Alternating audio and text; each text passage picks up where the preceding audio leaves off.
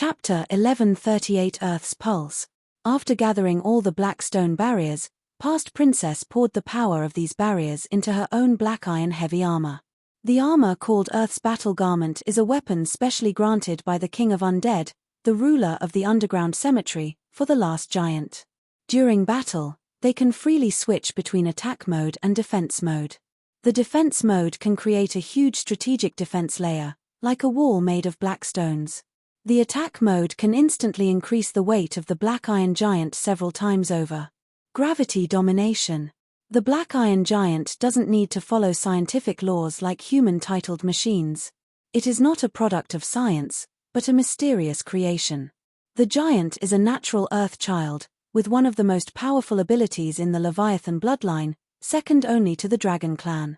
Super liberation. The past princess's eyes turned red. Even in the war against the dragons, she had never suffered such a humiliating disgrace.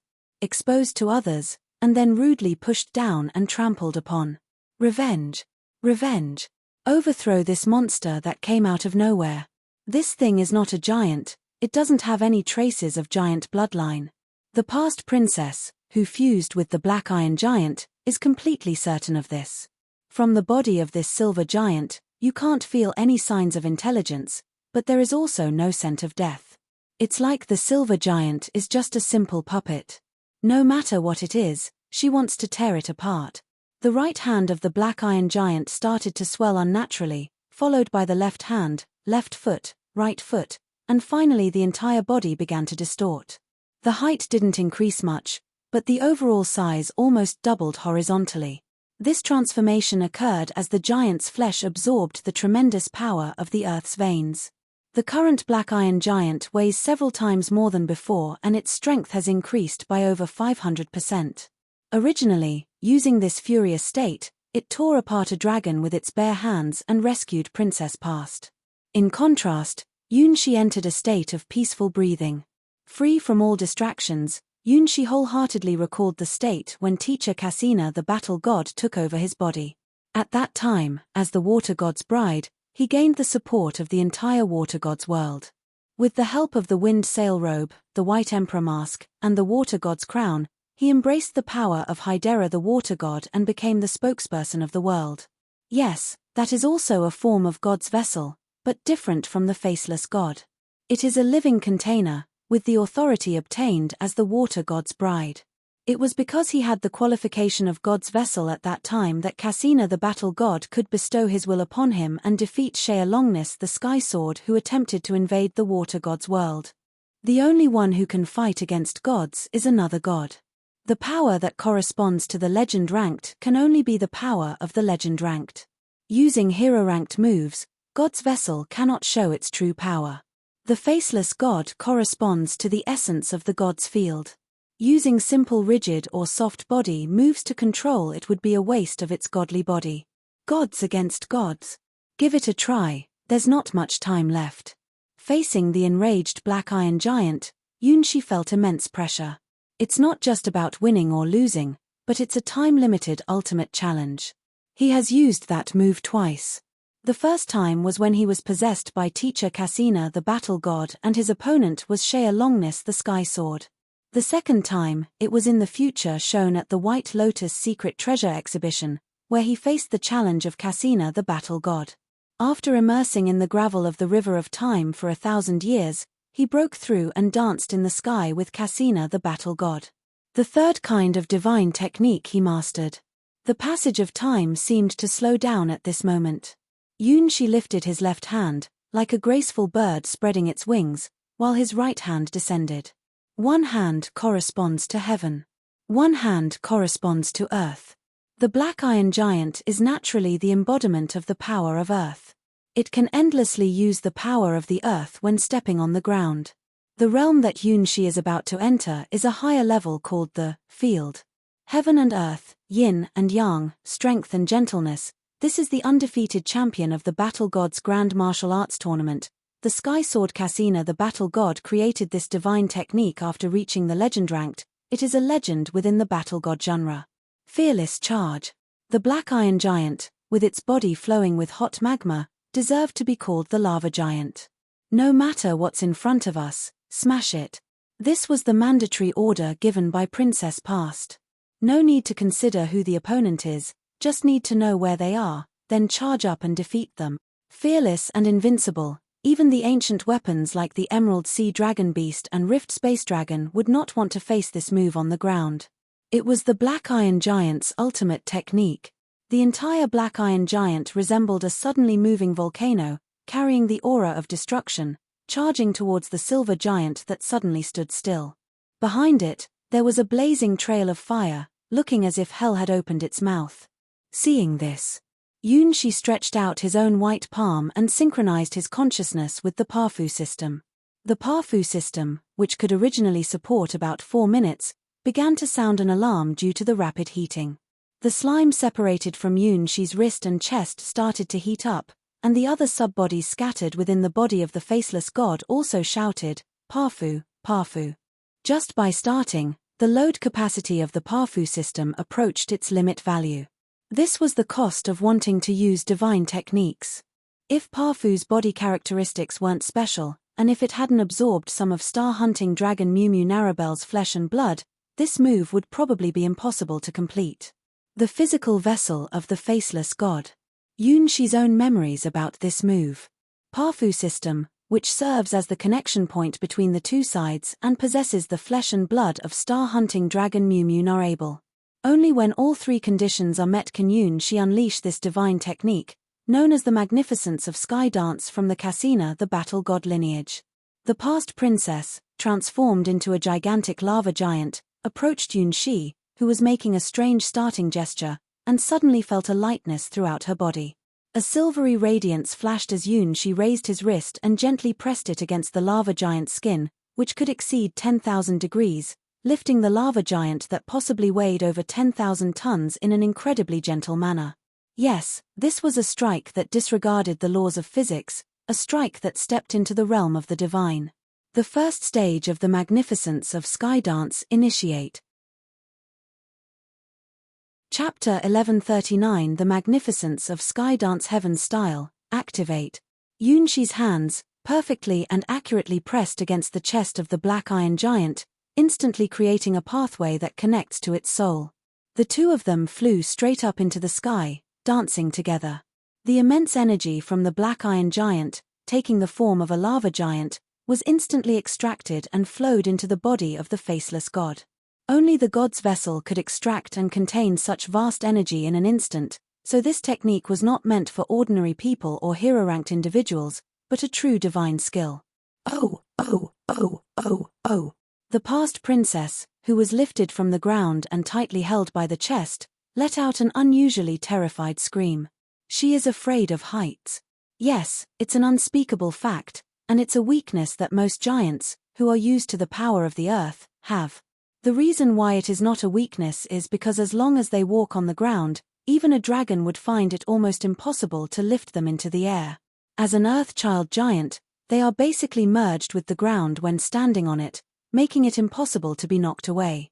However, the magnificence of sky dance is such an unreasonable move that even Shea Longness the Sky Sword can be grabbed and sent flying, let alone a mere Black Iron Giant. Parfu. Parfu, who is particularly interested in groping breasts, let out an excited cry, causing the faceless god's hands to press tightly against the Black Iron Giant's chest. Synchronize, absorb, and then use the opponent's strength to suppress them, achieving absolute control. This is the foundation of the divine technique, the magnificence of sky dance. For this reason, Yunshi must fully experience the existence of the past princess and reach her innermost self. The parts where they make contact start producing a large-scale tide of spiritual energy, creating a vast lake of spiritual energy. Although it cannot compare to Shea Longness the Sky Sword, who possesses the incredible life force of billions of slimes, this lake of spiritual energy that spreads out like the dragon roar wave is enough to prove that the Black Iron Giant has an incredibly large amount of spiritual energy. In terms of quantity, it is almost surpassing the upper limit of a hero-ranked being. At least, a human hero-ranked being could never possess such a level of spiritual energy. Yunshi quickly arrived at a general conclusion in his mind. This was the knowledge planted in seed of the battle god by Cassina the battle god, the basis for unleashing the magnificence of sky dance. The magnificence of sky dance, a divine technique of the battle god genre, was not originally meant for humans to use. It was a super-divine skill specially designed for gods and demons. Using palms as a medium of contact, it unleashed a technique of energy flow that could be considered a nightmare for divine blood creatures, utilizing the opponent's power to defeat them. It was a divine technique developed by Cassina the battle god, who reached the end of the path of combat skills and stepped into a realm that could rival gods and demons, all in his human form. Energy flow, synchronize, absorb, absorb, absorb, absorb. Parfu parfu parfu rub the chest, rub the chest, rub the chest. Breakthrough point, appear. With Parfu's incredibly skilled invasion, the armor on the chest of the Black Iron Giant crumbled apart, just like when Cassina the battle god defeated Shea Longness the Sky Sword. As soon as the breakthrough point emerged, it meant that the opponent had been completely suppressed by the magnificence of sky dance. Ah, ah, ah, ah, ah, ah. Even Dad has never touched it. No, not there. I won't be able to find a husband. The girl's cries echoed through the skies, and Yunshi easily broke through the heart of the past princess, caused by her fear of heights. This time, without teacher Cassina the battle god around, Yunshi's own energy effortlessly rushed into the core of the Black Iron Giant and immediately entered the deepest part of the past princess's body. Yunshi sensed the core of that massive energy, which had returned to its original form. With both hands holding his own body, he desperately rejected his inner girl. Sorry, but there's no way to stop now. Let me enter inside you. In the following moments, the past princess suddenly felt sensations she had never experienced before while being alive. It was a state that was like being asleep but not asleep, like being drunk but not drunk, completely chaotic and unexplainable. Even though the body had long since died and ceased to exist as a physical entity, it reacted in an unimaginable way to the huge spiritual energy from outside. The snowy white skin had a lovely color, the nose could smell a scent that made the heart race, and the chest area was tender and fragrant, indescribably wonderful. Ahem. For the past princess who had long since died, this feeling was so unfamiliar, yet so beautiful. What is this? Why? For the past princess, who only had the pleasure of soaking in a lava bath in her life, this level of excitement was more than 100 times greater than bathing, leaving her overwhelmed by the mesmerizing and bone-chilling scent. At the age of 12, when she died, she had no knowledge of this.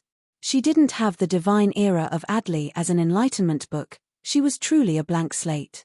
The deceased should not be able to experience this sensation, let alone have a body that had long turned to ashes. The past princess only had her soul core connected to the Black Iron Giant. But the amazing skill of skydance is such that it can capture, suppress, and synchronize even the existence of gods and demons beyond the world.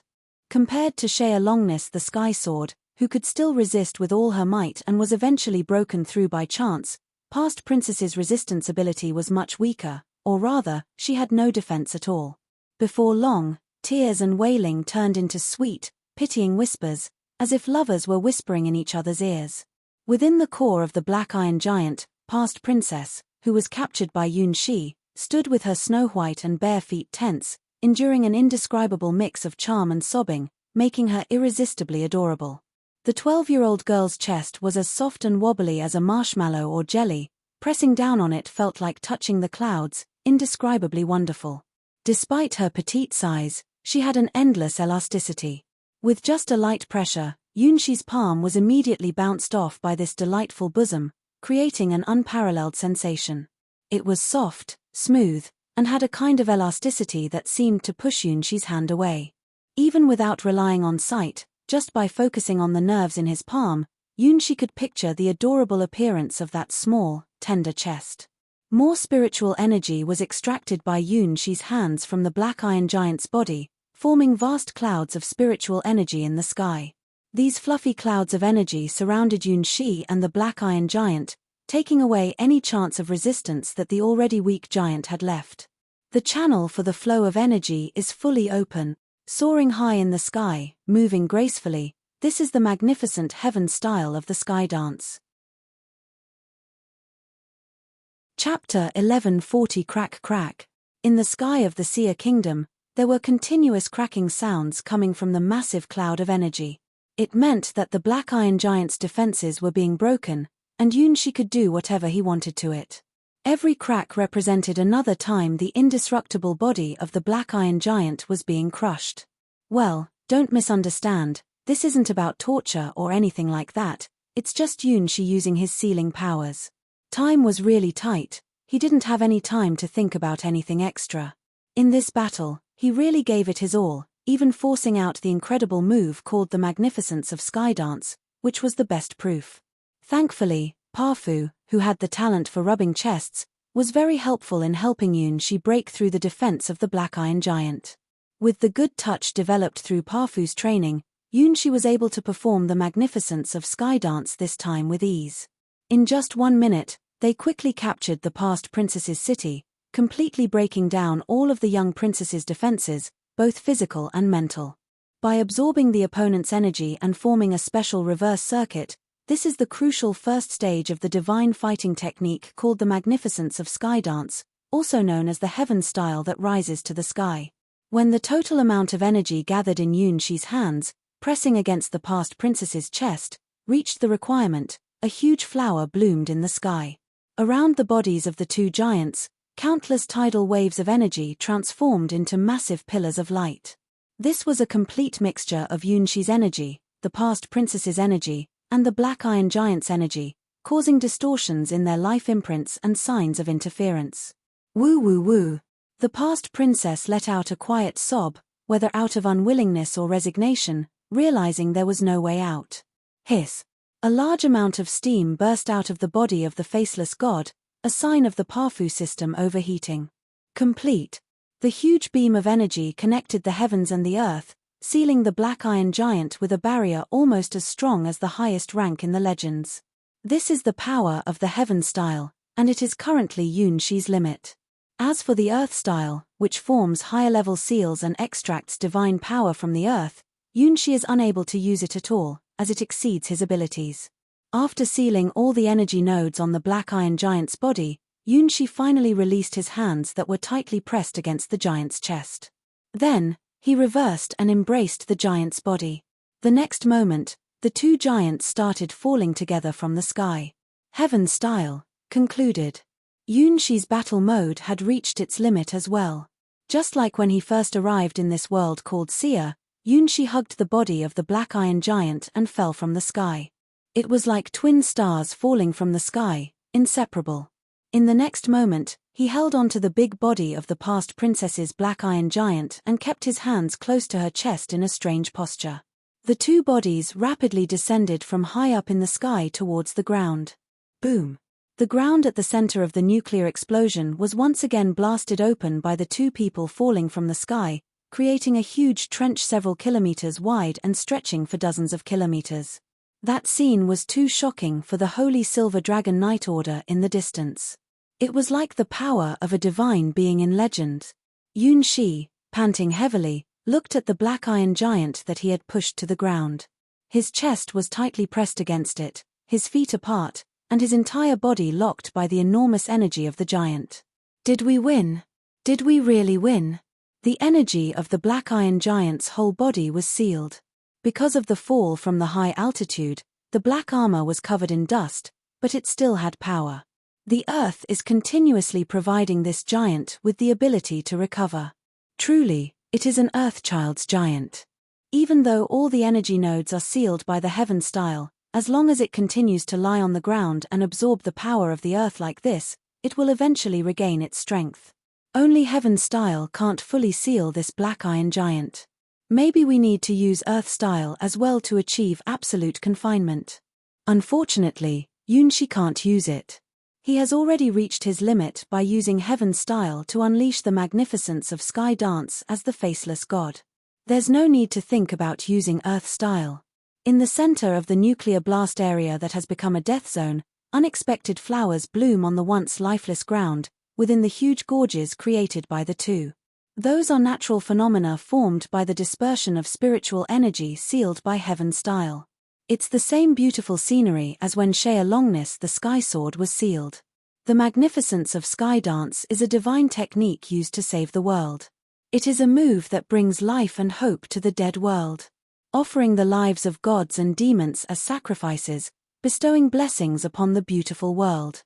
With a still hazy mind, the past princess trembled slightly, slowly opening her eyes. Cough. Yun Shi, the faceless god who maintained his embrace with the black iron giant as they fell from the sky, stood up, ending the battle mode. Then, without hesitation, he reached out his hands and picked up the black iron giant, who was in an even worse condition than himself. Sky, flowers, princess hug. It's truly a picturesque scenery, full of poetic charm. Let go of me, even my father has never hit me like this. The voice of Princess Past sounded weak and powerless. All the energy nodes of the black iron giant were blocked, and now Yun Shi carried her away from the ground in a princess hug, leaving her with no strength to resist. I'm sorry. I have no other choice. Yun Shi carefully lifted the body of the black iron giant, ensuring that this earth child had no chance to touch the earth's veins and restore Su. This posture is actually very tiring, you know. Who can understand the hardships he's enduring? You. I hate you the most. Past princess, tears in her eyes, had to accept the humiliating fate of being captured. From the beginning to the end of the battle, it was only a short period of over a minute, but for past princess, who was defeated and captured, it felt as long as a century. Too many things she didn't understand, too many unfamiliar feelings, made her still feel like it was all a dream. Next, what awaits the doomed princess is a very tragic ending. What will happen to her now that she has lost her fighting ability? On the third day of the underground cemetery's mission to conquer the world, the black iron giant that attacked the Seer Kingdom was defeated and captured by a mysterious ancient weapon sent by Seer's ace. That scene was witnessed by a talented girl from the later Holy Silver Dragon Knight Order and inspired her to create an extraordinary masterpiece. It depicts the silver giant holding the massive black iron giant in its arms at dawn, with sunlight bathing both giants and emitting an incredible beauty. Under their feet, there were flowers that didn't match the season and ruins left after a nuclear explosion. Death, Flowers, Princess Carrie is the title of that famous painting. Chapter 1141. That day, the capital of Seer Kingdom was empty of people. Due to their blind confidence in the world's #1 nuclear explosion queen, except for a few nobles, the majority of the city's residents believed that the queen's participation in this battle would surely lead to victory. There is no enemy that the nuclear explosion forbidden spell cannot handle. Even if there were another empire's #1 magic army legion, it would only be a matter of one shot. The following events proved that Her Majesty, the world's #1 queen, was indeed worthy of trust. Bathed in the morning sunlight, the silver giant emerged from the Divine Era Tower, carrying the spoils of war back to the capital. Oh. The huge silver figure had just appeared at the horizon's end when someone couldn't help but shout in excitement. The outcome of the battle between the silver giant and the black iron giant had actually been communicated by those intelligence personnel who risked their lives to enter the nuclear explosion forbidden zone a minute before. However, witnessing this magnificent victory with their own eyes was truly breathtaking. Seer Kingdom, victorious. Even the mighty giants sent by the underground cemetery couldn't defeat the nuclear explosion queen, who was the world's #1. Although it was strange that they didn't use the nuclear explosion forbidden spell and instead sent ancient weapons to defeat their opponent, victory is still victory. History is always written by the winners. The winner is everything. Without asking for a reason, people automatically accepted the fact that the silver giant was the secret weapon of the Seer Kingdom. People started calling the giant the Faceless God, a name that was originally mentioned casually during the dark period of Ain but became a true legend. The day the legend of the Faceless God began was when they defeated the Black Iron Giant and brought it back to the royal city as a trophy, even though it seemed unbeatable. As the silver giant approached, people finally realized what a monstrous creature the 50-meter-tall Black Iron Giant was. Just the weight of its body covered in heavy black iron armor was enough to destroy everyone's confidence without even needing to do anything else. Ordinary people are really like ants compared to these extraordinary beings from the Divine Era. So big. How much iron ore was used for that armor? No, I swear in the name of my blacksmith grandfather, that is not just ordinary iron, but a more advanced mysterious metal. That's definitely a god weapon-level armament. Even standing on the walls of the capital city, people could only look up at the approaching giant. As the walls of the former first sovereign country on the continent, they were not short. Walls over 20 meters high could withstand the assault of almost any Knight Order during the Knight era. Even the Imperial Magic Armored Legion would have to exert a lot of effort to deal with walls of this level. But in front of the moving giant, this 20-meter-high wall is barely reaching their waist, something they can easily step over with just a stretch of their legs. How can we fight against such enemies when we are not a country from the Divine Era? Even in the Divine Era, where there were heroes and wizards everywhere, the Black Iron Giant was a terrifying war weapon that could tear apart dragons. It stood at the top of the world pyramid. But we won. Just realizing this, as they looked at Ain and Adley returning with the Silver Giant, along with their Holy Silver Dragon Knight Order, everyone seemed to realize that a new era had begun. The Nuclear Explosion Queen, the strongest in the world, and her Holy Silver Dragon Knight Order, starting with the defeat of the Black Iron Giant, were no longer underestimated by the Leviathan Empire. At this time, no one knew that the one truly controlling the faceless god was not the queen of this country, but someone else. So heavy. Princess Yunxi, carrying the Black Iron Giant all the way from the nuclear explosion zone back to the capital, was sweating profusely. Using the body of the faceless god to perform the magnificence of Skydance was really reckless. Now, his whole body's muscles were groaning, which were the aftereffects of the huge burden on his body when the massive energy channels opened. And this was only a small part of the burden when performing the magnificence of Skydance. Most of it was borne by the faceless god, who was a divine vessel, and Parfu. This move doesn't even have a chance to be used for beings below the legend ranked.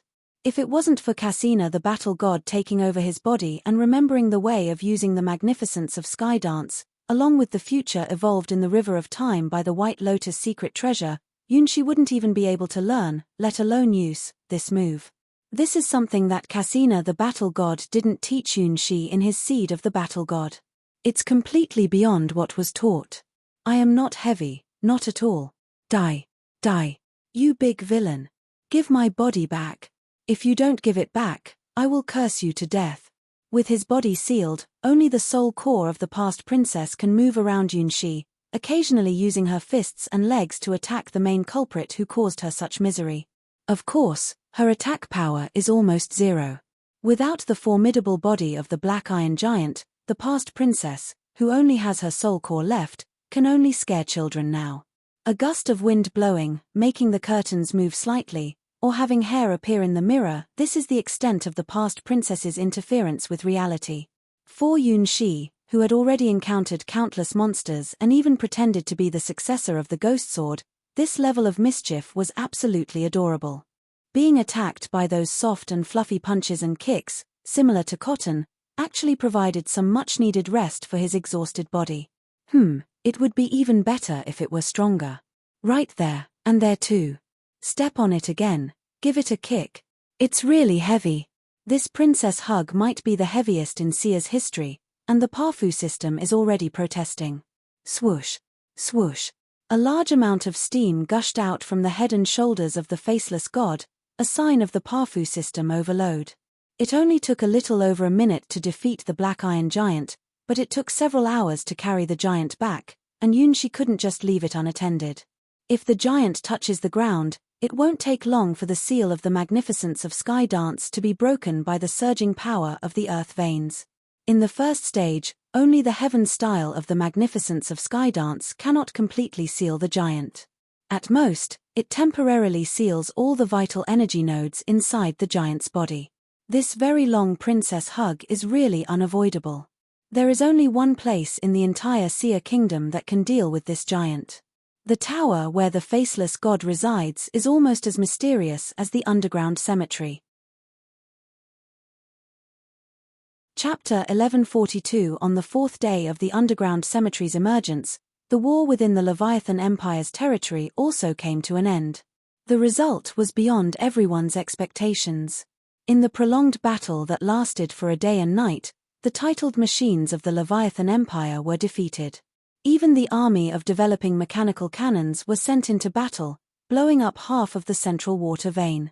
Over 100,000 soldiers were mobilized to face the sea dragon beast, the guardian of the underground cemetery, which outnumbers the magic armor of the first powerful country on the continent. However, they suffered a crushing defeat. This battle made Ludwig XII's eyes turn red. 5 specifically tailored machines known as titled machines were made for the Empire's hero-ranked warriors. They faced off against the Emerald Sea Dragon beast that resides in the central water vein. The remaining magic-armored legion fought against the unmanned weapons deployed by the Emerald Sea Dragon beast. The battle lasted for a day and a night, and ultimately the Emerald Sea Dragon beast emerged victorious. The Imperial main army suffered casualties of more than 10,000, marking the highest death toll since the Leviathan Empire entered the scientific development era. 2 of the titled machines, the Mammoth Elephant and the Saber-toothed Tiger, representing the land assault type, were destroyed. More than half of the Empire's 9 major titled machines were destroyed by now. 3 out of the 1st Magic Army Legion's Special Joint Whale Shark, Reconnaissance Yellow Finch, Land Assault Main Force Mammoth Elephant and Saber-toothed Tiger were wiped out from the Empire's war sequence. The remaining 3, Royal Knight, Swordfighter, and Dark Knight, were mostly injured. From the Divine era, a weapon from the underground cemetery during the Dragon Tribe War gave a lesson to the proud Leviathan Empire, the strongest military nation on the continent, which suffered a major defeat. The Emerald Sea Dragon beast once again dived into the central water vein, collecting hundreds, if not thousands, of destroyed unmanned weapon fragments. It seemed that they would be repaired and returned to the battlefield. The troops of the Leviathan Empire who died in battle will never be able to come back. This was a completely unequal war, with a gap between the 2 sides similar to the Empire's magic armored legion dominating the tribal alliance with primitive weapons. Overnight, Ludwig XII's hair turned half white. He couldn't understand how such powerful war weapons could exist in this era. How did these destructive giant weapons operate during the period of declining magic? Ever since his niece Aine triggered that nuclear explosion forbidden spell, the common knowledge of the whole world seemed to have gone astray. Can't the Leviathan Empire construct giant weapons over 100 meters? No, they can, but the problem is what power and core can be used to drive such massive war weapons. Human thinking capacity cannot possibly synchronize with the scale of these magic armors. This is not right at all. No living human could ever control such a powerful weapon. Why, what is the matter with that Emerald Sea Dragon beast? Ludwig cried in frustration, tugging at his beard. The reason is probably simple. The one controlling that weapon is not a living human, it's a technology unknown to us, said the person who could save Ludwig XII from his worries finally. The sage Poinkar of the Empire and the first alchemist, Asmid, entered Ludwig XII's study without being invited. What should we do next? The morale of our main army is crumbling. Ludwig XII felt powerless for the first time. As one of the greatest emperors in the history of the empire, second only to the first knight of the founding continent, he had never encountered such a predicament before. I don't care if there are living or dead people inside that weapon, I will destroy it. Ludwig XII clenched his teeth angrily, realizing that in this war, he and the empire had no way out. If the enemy controlled the central water vein, it would mean they had a grip on the lifeblood of the economy. In just 4 days, the price of food in the entire Leviathan Empire had doubled. It was clear that if the enemy took control of the central water vein, even doing nothing would cause the entire empire's economy to collapse. So this battle is a fight that must be fought, whether you want to or not, and we must win. If we lose, the glory of the Leviathan Empire will become permanent history, and the territories newly conquered by the magic armored legion may all be lost. They will be nailed to the pillar of shame in the history of the Leviathan Empire. Don't despair, we have a way to win. No matter when, you will never see any despair or gloomy expression on Poinkar's face, even if the opponent is the ancient weapon of the divine era, the underground cemetery. Seer's world follows a certain law of the world. Even the seemingly unreasonable Emerald Sea Dragon beast doesn't gain its power for no reason. At the cost of 2 destroyed titled machines and over 10,000 casualties, Poinkar finally calculated the biggest flaw of the Emerald Sea Dragon beast. That flaw is its power. Yes, even the seemingly unscientific emerald sea dragon beast needs power. Its over 100-meter body doesn't possess the strength to confront the entire Leviathan Empire's magic armored legion and 5 titled machines for no reason. Just like the Black Iron Giant is an Earthchild, the Emerald Sea Dragon Beast is a natural ruler of the oceans, able to draw power from the surrounding water element to fight at any time and anywhere. Therefore, even though the enemy has gained overwhelming strategic advantages, they didn't pursue the retreating Imperial magic armor troops, but only sent out numerous unmanned weapons to drive away these defeated soldiers. During the period of magic tide decline, why were only the guardians of the first and second levels of the underground cemetery sent out for world conquest first? It is because of the special nature of their bodies. The big strong iron giant gets power from the earth whenever it walks on the ground. The creature called Emerald Sea Dragon Beast has the same power in the water and ocean. During this time when magic is getting weaker, it affects them, but it's only causing more damage in battles within a limit they can handle.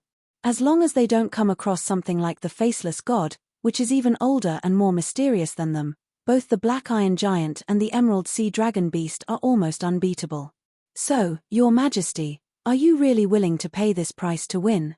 Poincare placed his plan in front of Ludwig XII and waited for his answer. If this plan succeeds, it can indeed deliver a fatal blow to the Emerald Sea Dragon Beast, or at least drive away this ancient weapon. But in return, the Leviathan Empire will also suffer a very heavy price, which in some ways may be even more difficult to accept than the thousands of casualties. This, you want me to ask that boy's daughter for help? Ludwig roared, expressing his angry unwillingness. Chapter 1143 How Unbearable! How unbearable! How unbearable! Ludwig XII was pacing back and forth in his study like a crazed ant, his hair turning white at a visible speed. The emperor of the grandest nation in the continent, reduced to seeking help from his niece, Queen Sia. The Leviathan Empire, a group of rebellious individuals who split from the Sia kingdom. Ludwig I, the founding emperor and the greatest knight in the continent, had sworn never to bow to the Sia royal family in his lifetime. In his generation, they were one step away from annihilating the Sia royal family. Their armies were right at the gates of the Sia capital, and they had even arranged the time for the surrendering insiders to open the city gates. He held a personal grudge against the former king of the Sia kingdom, but he didn't actually dislike Queen Sirene herself. When Ain came to study at the Royal Academy in the capital of the Leviathan Empire, he visited her several times and could faintly see traces of his first love in her face. The reason why the Leviathan Empire wants to invade the Sia kingdom has nothing to do with any personal grudge between their emperor and the Sia king. Even though that darn guy married the girl he loved the most in the world, he only secretly roared in anger a few times. Damn Siscon. As for himself, he was actually a very gentlemanly person. The one who decided to invade the Leviathan Empire was actually his teacher, who was currently the imperial sage Poincare. The part of the ancestral emperor's diary that contained information about the Divine Era Tower sparked an unprecedented interest in the imperial sage. Only by obtaining those gemstones can the empire build the strongest magic armor and even create Poincare's ideal and most powerful titled machine. That would be a power comparable to a legend. The current Black Overlord is only an experimental model of that perfect titled machine, still far from the power of legends. It must be said that Ludwig XII was tempted because Imperial Sage Poincare's calculations have never been wrong, and the distance between his field and ordinary people is like that of a monkey and a wise man. Poincare's calculations helped the Leviathan Empire to embark on the path of science. The Imperial Sage never made mistakes, and some even confidently claimed that his eyes could see the future. If Poincare had not been born in this era of declining magic, he would surely have been one of the most powerful red-robed mags dominating the continent. His achievements in the study of magic armor far surpassed the peak reached in the Divine Era. Even in the case of the failed nuclear explosion experiment, he was confident that he could replicate it as long as he had enough materials. Therefore, Poincare has always maintained that it is impossible for Queen Sia to use a nuclear explosion forbidden spell. Even if someone can truly use a nuclear explosion forbidden spell, it definitely wouldn't be Queen Sia. The power of a nuclear explosion is not something modern humans can control. He repeatedly used calculations to tell Ludwig XII that the so-called nuclear explosion forbidden spell is simply an invalid topic. Even the group of red-robed mags who stood at the pinnacle of the continent during the Divine Era had no knowledge of the nuclear explosion forbidden spell. Nuclear explosion is a dangerous experiment that is not fully developed. It killed many unfortunate people wearing red robes, which was considered forbidden. There is no such thing as a nuclear explosion forbidden spell. It was the result of the red robes going too far in their actions. Are there really no other options besides this method? Asked Ludwig XII, a talented and strategic ruler, unable to bring himself to ask his niece, Queen Sia, for help. Not to mention, he had almost conquered Sia Kingdom not long ago, indirectly causing the death of the former king of Sia, who was once his close friend, and the queen, his first love. This is the best method, said Poincare. He never questioned the process, only cared about seeing the results of his calculations. Invading Sia Kingdom was a necessary step for the Leviathan Empire, just like the steps needed to solve an equation. Mathematicians don't need to consider politics or emotions. They only focus on right and wrong, and whether something is true.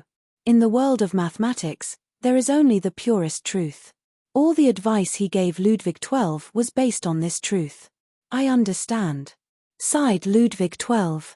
It won't change. His teacher and imperial sage Poincare's calculations are always accurate and not compassionate. Apart from the incident with the nuclear explosion forbidden spell, including the attack intentions, tactical directions of the ancient weapons in the underground cemetery, Poincare figured it all out clearly. Even the method to defeat the ancient weapons was so simple and easy to understand. Cut off the enemy's source of power, then overpower them with equal force. It's as direct, simple, and perfect as 1 + 1 = 2 in the world of mathematics. However, the process to achieve this result required countless lives to be sacrificed, making the entire empire run like a huge machine. This machine called science is the most powerful weapon created by the alchemist warlocks led by Poincare and Asmid for the Leviathan Empire.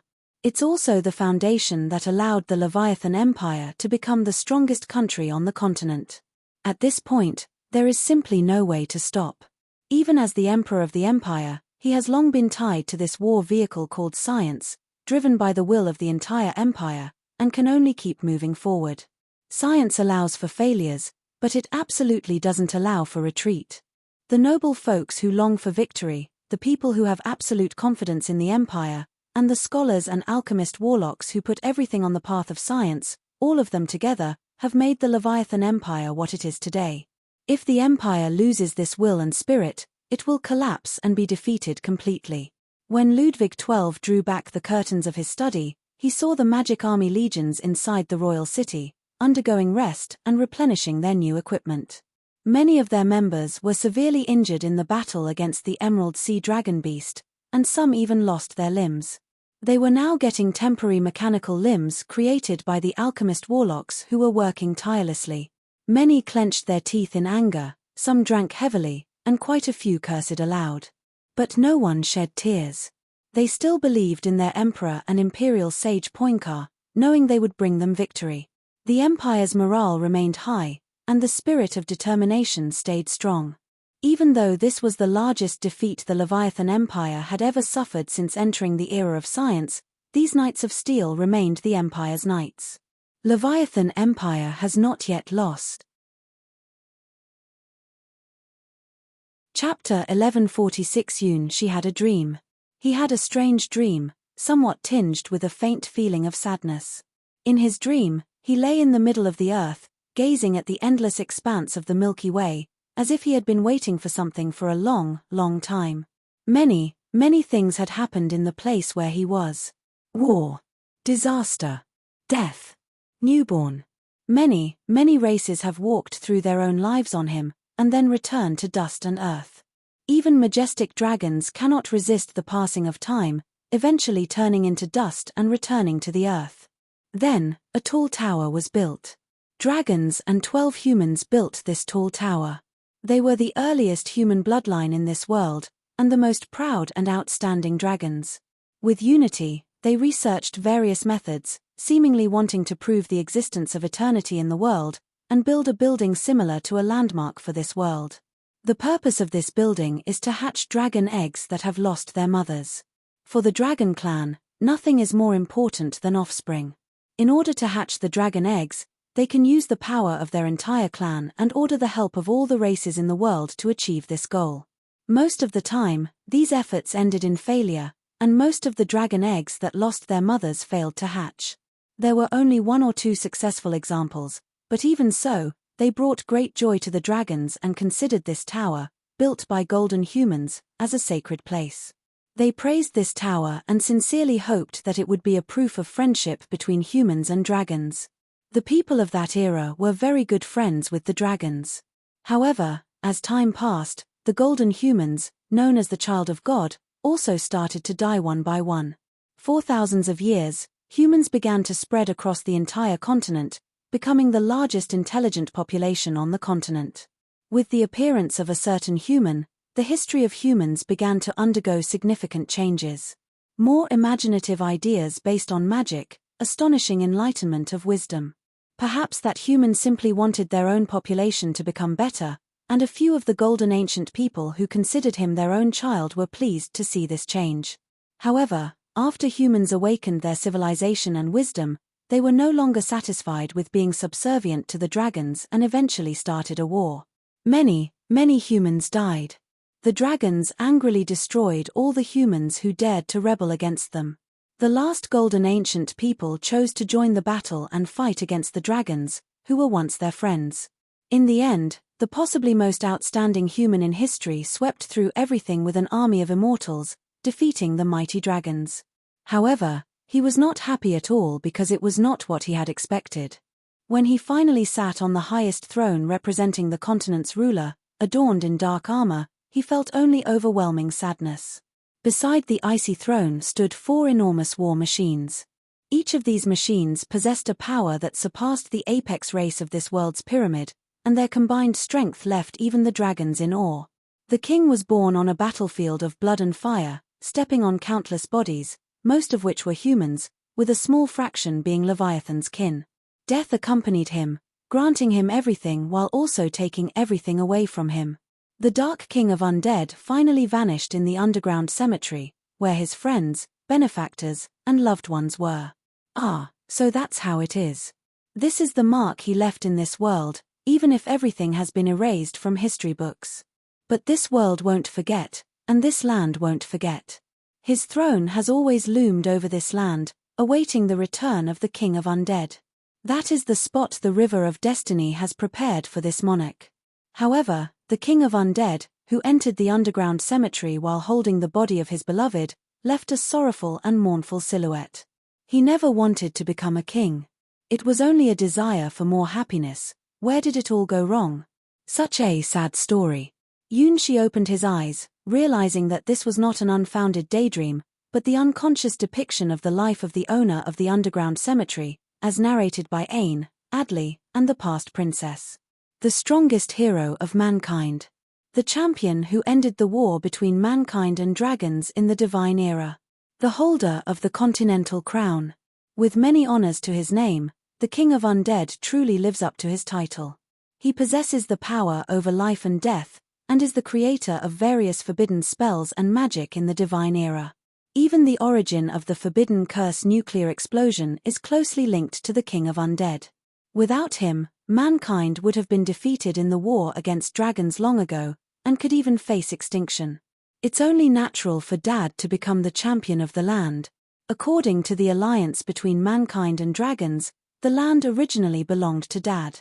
If it weren't for Dad's deterrence against dragons, mankind wouldn't have enjoyed the good days of the divine era. Dragons are creatures that hold grudges. Princess Past sat on Yunshi's neck, excitedly boasting about the King of Undead's great achievements. Yunshi thought that what she said made sense. If it weren't for the existence of the King of Undead, the proud dragon clan would not have truly accepted their defeat after the war. It is not surprising when they come back again. Humans have betrayed the alliance they signed so many times. Human history is a history of betrayal and war. Even during the relatively peaceful divine era, Wizards would fight each other for resources, and there have been instances where forbidden curses were used on the battlefield. As the strongest golden bloodline, the King of Undead possesses possibly the greatest power in this world, naturally earning them the highest throne. The greater the power, the greater the responsibility. People always expect heroes to come and save them. However, in reality, the greater the power, the greater the authority. Heroes also tend to have privileges.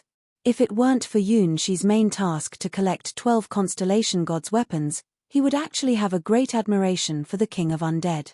It can now be almost certain that the King of Undead possesses most of the lost 12 constellation gods' weapons. This is definitely the final boss that Yunshi must defeat.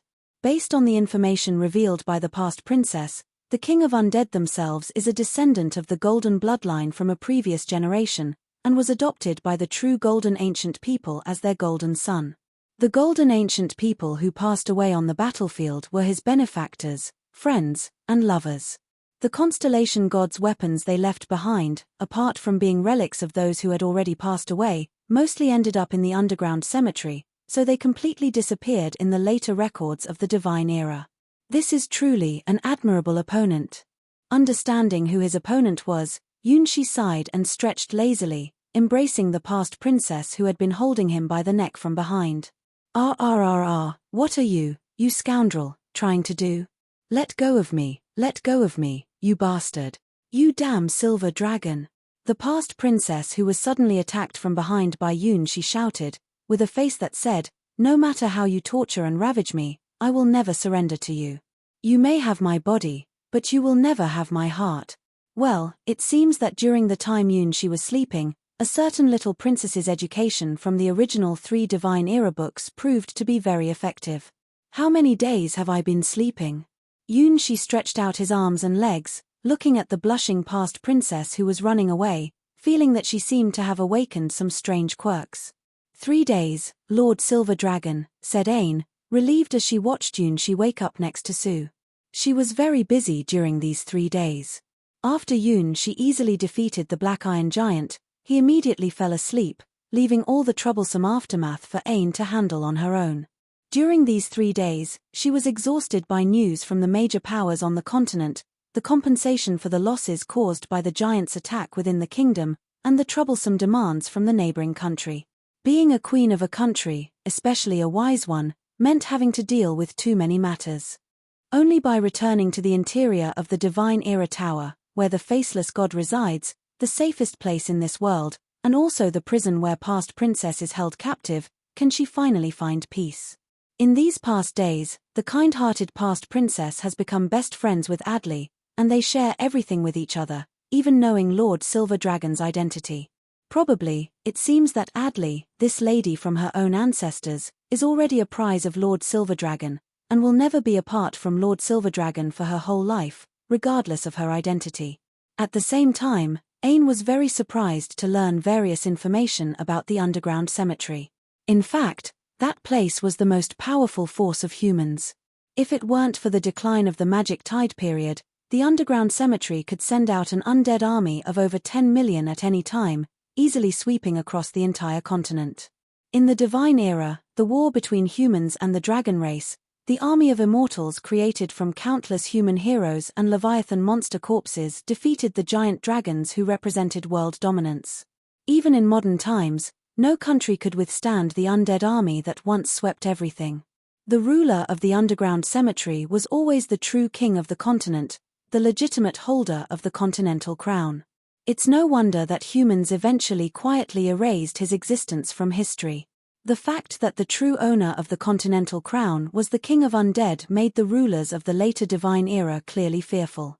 The thousands of years that the underground cemetery remained closed were just too long, and humans had long forgotten the power of the undead army. Maybe in the first few hundred years, they were still afraid of the King of Undead coming out of the underground cemetery.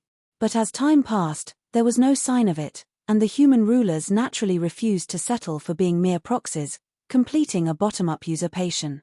Until this era, the ancient underground cemetery suddenly reopened and raised the towering tower, declaring its return to the entire Seer's world. For the countries on the continent now, this is truly the worst possible news. Luckily, with Lord Silver Dragon around, Ain smiled as she watched Yunshi stretching lazily.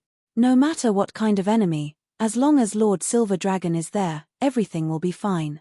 Because Lord Silver Dragon is a guest from the stars, after all. How is the battle going? Although Yunshi has defeated the Black Iron Giant, he doesn't dare underestimate the King of Undead. According to Past Princess's announcement, there are 4 full-scale war weapons in the underground cemetery, not to mention the undead army that sleeps there. If that army of over 10 million undead pours out with hero-ranked Death Knights and Bone Dragons mixed in, even Yunshi, who commands the Faceless God, would be overwhelmed and die from being surrounded. It's no joke. The King of Undead truly has the power to dominate the entire continent. The Leviathan Empire is still fighting against the Emerald Sea Dragon Beast, and they have deployed their entire magic-armored legion to barely hold the battlefront. Furthermore, a massive change in terrain is happening in the central region of the mountain range where the underground cemetery is located. A lot of amazing buildings are being built. Ain reported to Yunshi the progress of the war that everyone on the continent is now paying attention to. The Leviathan Empire, which was humiliated by the Emerald Sea Dragon Beast, seems to be in a state of national mobilization. They no longer approach the Emerald Sea Dragon Beast, which caused them great losses in the last attack. Instead, they relentlessly bombard the waterways occupied by the Emerald Sea Dragon Beast with mechanical artillery. At the same time, an urgent request was sent to Ain's desk 24 times a day, non-stop bombardment.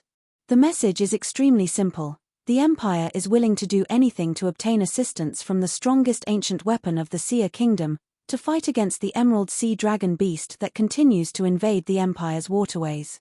Any request can be made, even granting Queen Seer the first inheritance of the Leviathan Empire. These conditions can truly be described as disgraceful for the nation. Agree. Yunshi nodded as he looked at Ain with hopeful eyes. Yes, he wants to go into battle. It is inevitable to battle the underground cemetery's owner in order to complete the task of collecting the 12 constellation gods' weapons. It doesn't make sense, there is no world peace at all, but that's the truth. The King of Undead, who is extremely proud and disregards human power, doesn't care about human deaths.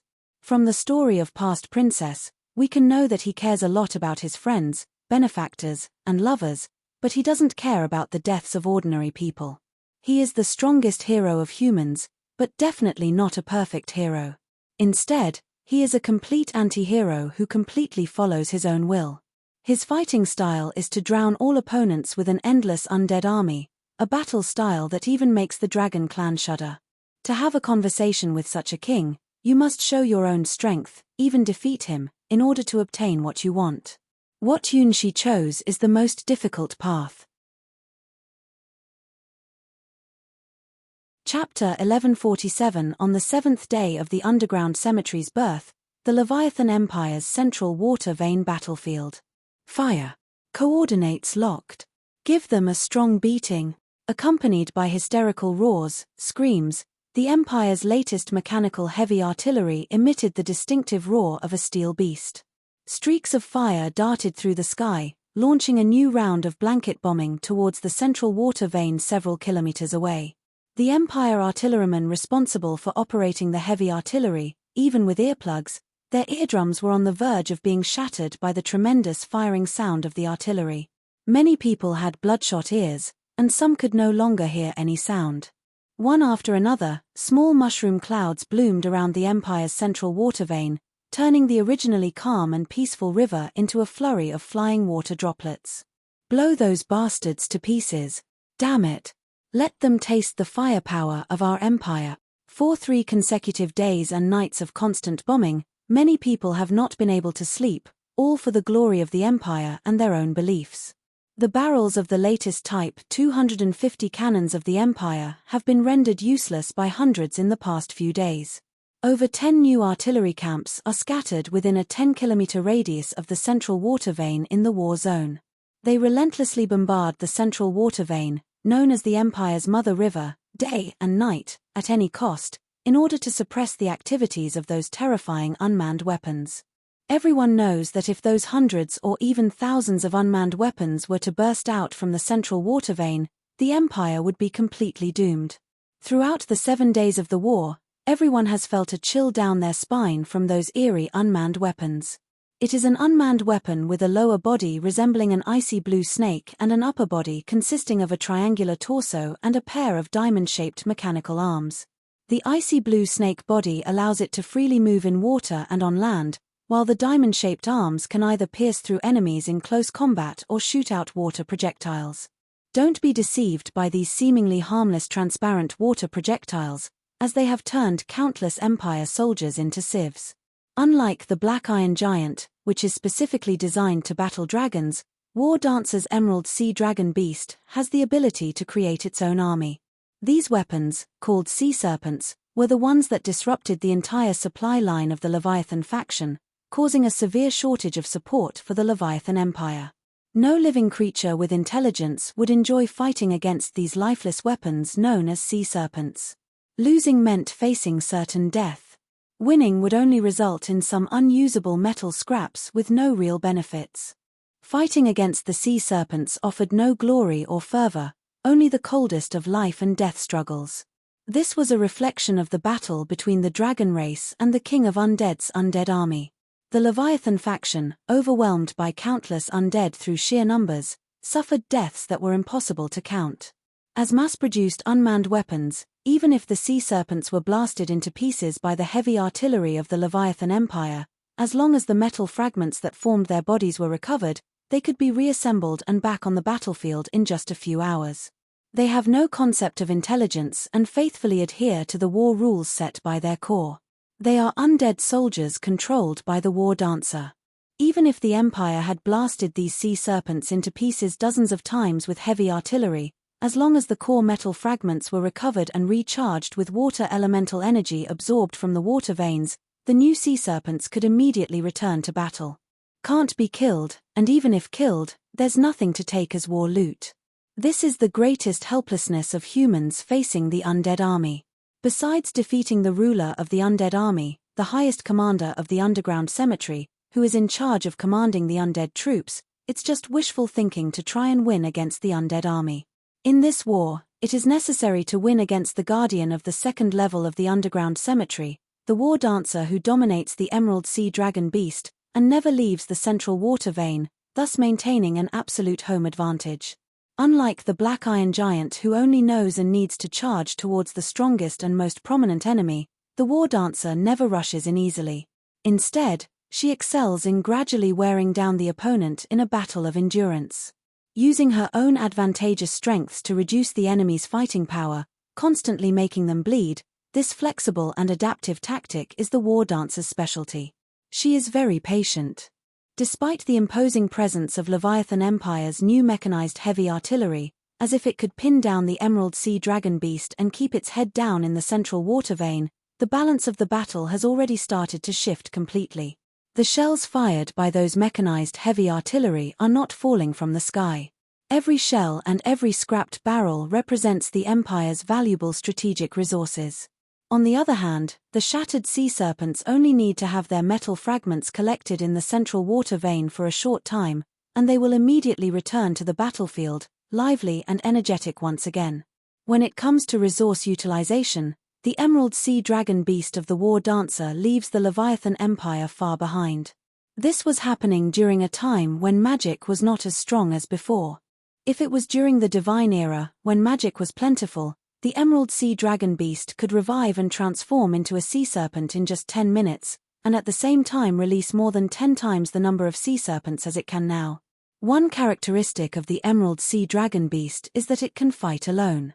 If it were to battle the Sea Serpent Legion during its prime, the Empire would be wiped out in just one day.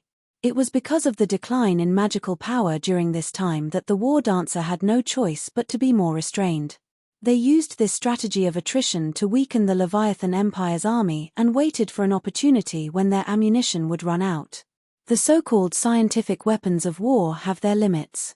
The Empire's 10 new mechanical artillery legions may seem capable of causing massive destruction, but if they were to battle other countries, they would have already destroyed all resistance.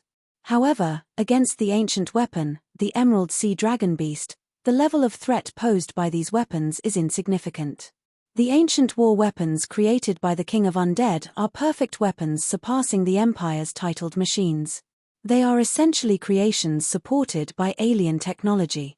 In terms of resource usage, energy control, internal structure, and the existence of a soul core, they surpass not just one era of Sia's world. On the 8th day, it started to rain, signaling the beginning of intermittent firing after several days of continuous artillery attacks. It's raining. Are we starting to save ammunition now? In the depths of the water in the central crystal fortress of the central water vein, the emerald sea dragon beast lifted its massive head and revealed a sneer. So, the counterattack is about to begin. Chapter 1148. It's raining. Sparse water lines fell from the slightly dim sky, nourishing the earth. This was a natural weather phenomenon, and it wasn't even a heavy rain. It gave people a refreshing and pleasant feeling. However, for the Empire's modern mechanized artillery corps, who had been bombarding the central water vein for several days and nights, this was the worst news imaginable. Why is it raining now? Is the Imperial Weather Department eating poop? It's over, everything is over. Those monsters will definitely not let this opportunity go. In all of the artillery bases, most people had despairing expressions. The Empire's new weapon, the 250 cannon, made by the team of Imperial Sage Poincars technology and Chief Alchemy Warlock Asmid, can still be fired even in the rain, but the failure rate will greatly increase. The prepared artillery barrels were already stretched thin, and the stock of ammunition was also running low. Now, such an untimely rain has arrived. This is simply the end of the Empire. Losing the heavy artillery's absolute dominance, once those unmanned weapons break through the defense line from the central water vein, what awaits the Empire is a massacre. The recent battles have proven that those small unmanned weapons, which appear to be only about 1 meter tall, only need 3 to form a small team to have the firepower to destroy the Empire's new magic armor. As for the ordinary Imperial Legion, in the face of these undead soldiers, they are as fragile as matchsticks. Mortals are fundamentally unable to defeat this kind of magical weapon. Those water bombs may seem like a joke, but when they instantly turn a person into a beehive upon impact, no one can laugh. Just like how the Empire's advanced weapons were able to overwhelmingly dominate the other countries on the continent, until Queen Sia unleashed her earth-shattering nuclear explosion forbidden spell, the ancient weapons sent by the underground cemetery also crushed the Empire's proud legion. This made Leviathan realize for the first time how terrifying it is to be inferior in terms of war weapons. If it weren't for the Empire's new mechanized heavy cannons displaying even greater attack power than anticipated, effectively destroying a large number of enemy unmanned weapons, this war would have ended long ago. However, the 250 cannon, as an offensive firepower, is qualified, but its cumbersome size and the requirement to be fixed in a specific location to aim and fire destined it to only be used as a turret. A new magic armor charging forward could destroy the entire heavy cannon position in just 1 minute, not to mention the titled machines. Keep on firing, until all the barrels are completely unusable. Fire, fire, we will not retreat 1 step until we are out of ammunition and supplies. All magic armor, enter maximum alert status, the enemy's counterattack is coming. 10 heavy cannon legions, each equipped with the Empire's latest magic armor, the magic armor that should have been at the forefront of the charge, have now become precious protectors of the new mechanized heavy cannons. There is no way, even the magic armor protected by metal armor, once within the attack range of the mechanical cannon, there is a danger of being blasted into pieces. The mass-produced magic armor cannot effectively withstand the explosive impact of the full firepower of the artillery corps, and it can be expected that the mechanical cannon will become one of the powerful weapons that will change the battlefield of the continent in the future. Unfortunately, the Leviathan Empire is now facing opponents that are more unreasonable and simply unscientific than the mechanical cannon.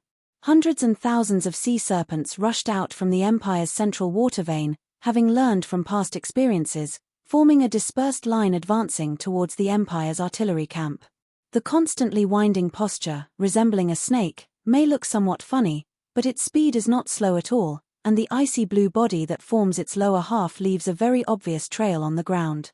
Inside the stronghold of the central water vein, War Dancer looked at the hundreds of blue threads extending from the water veins, as well as the 10 giant red dots surrounding them, and smiled slightly. It's time to teach them a lesson.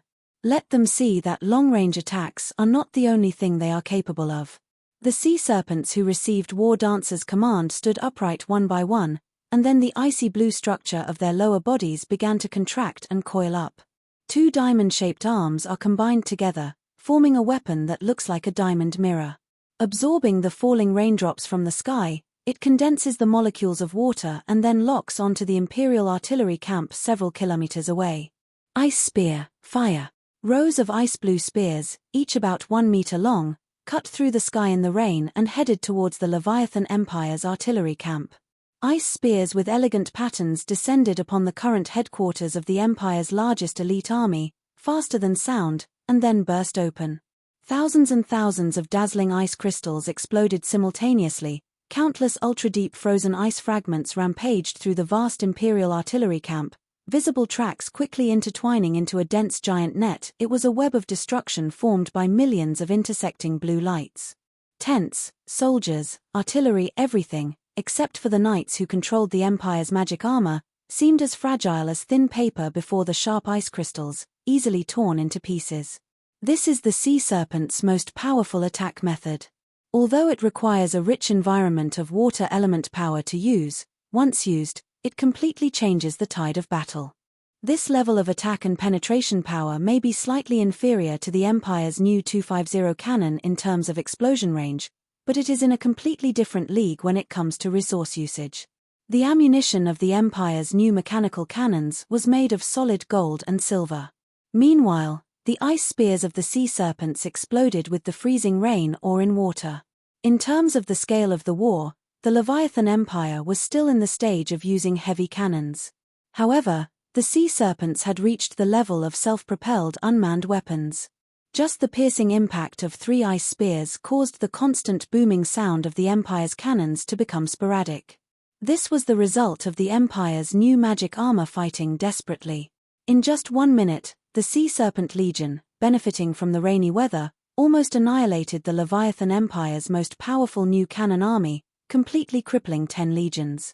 Close to 1,000 unmanned sea serpent weapons advanced towards the Empire's cannon camp, which was gradually losing its firepower. It seems luck is on our side. This empire has also reached its end.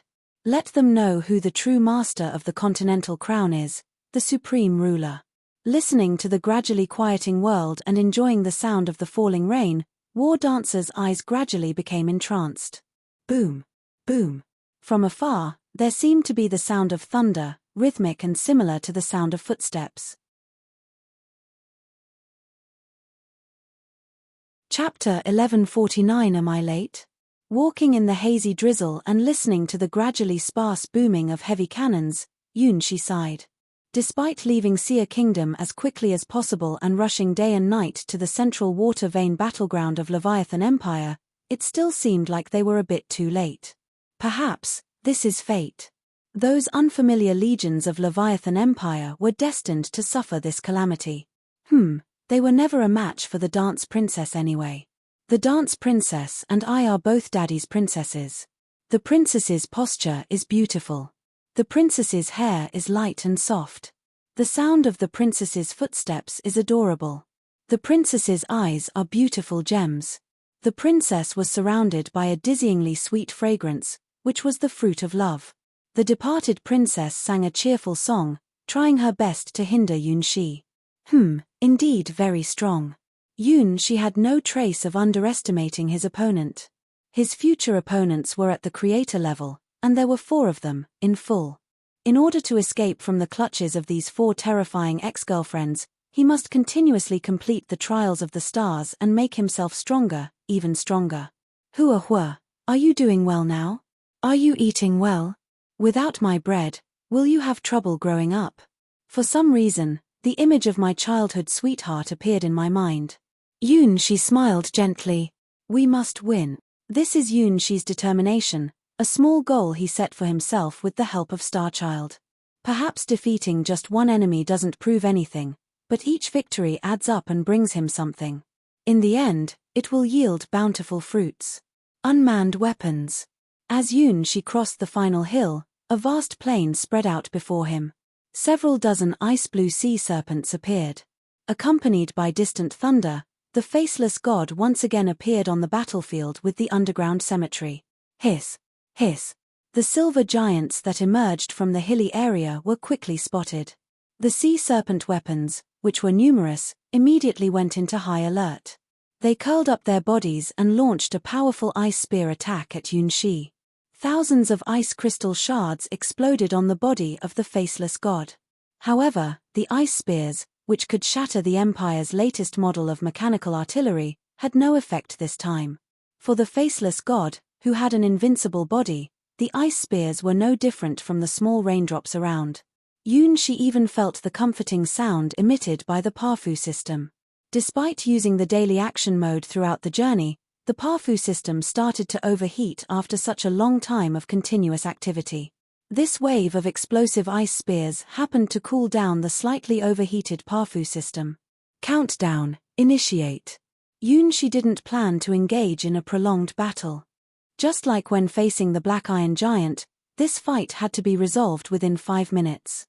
He brought out his strongest stance and directly confronted the enemy. With the most powerful attacks, he aimed to break through their defense. This was the combat style that Yunshi chose, always moving forward, either winning or losing. It seemed like a silly choice, but it was actually the best way. Yunshi couldn't use the faceless god, a type of god's vessel, at his current stage. The enemy is over there. According to the information provided by the Leviathan Empire, the body of the faceless god slowly crouched down, placing both hands on the ground in a starting position. Begin the sprint. Underneath the central water vein of the Empire, the war dancer inside the Emerald Sea Dragon beast looked at the image transmitted by the sea serpent with strange eyes. The silver-white giant, standing over 40 meters tall, was completely absent from the intelligence she had gathered after infiltrating the Leviathan Empire. None of the Leviathan Empire's 9 major titled machines could match up to this silver-white giant. To be honest, the war dancer didn't believe that the rough Leviathan Empire could produce a war weapon of this level. The energy core and transmission technology required to operate a war weapon over 40 meters tall are beyond the capabilities of the current Leviathan Empire. Ancient weapons. It's a leftover from the divine era? War Dancer carefully examined every detail of the silver giant, realizing it was a perfect creation that matched the golden lines of humanity. Whether it was the hands, feet, or the feathered cloak draped over it, there was a captivating beauty that even enemies couldn't help but appreciate. If only the blank face could be filled with details, it would even give a feeling of mesmerizing puppetry. What a beautiful weapon! Upon seeing this silver giant, War Dancer felt an uncommon urge to possess it for herself.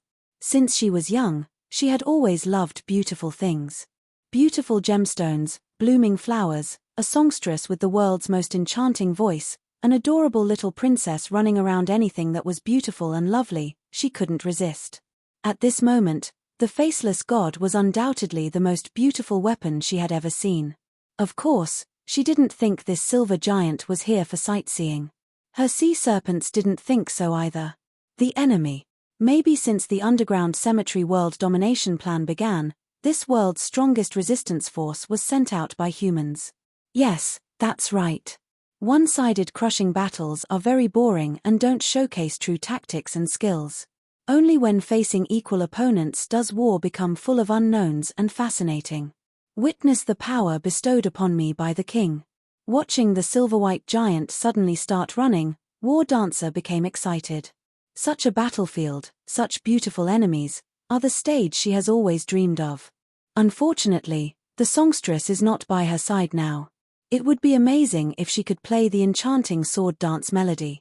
Originally advancing towards the Empire heavy artillery camp along the designated route, the nearest squad of the Sea Serpent Legion that was already engaged in battle with the Empire magic armor troops turned around and rushed back to the headquarters at full speed.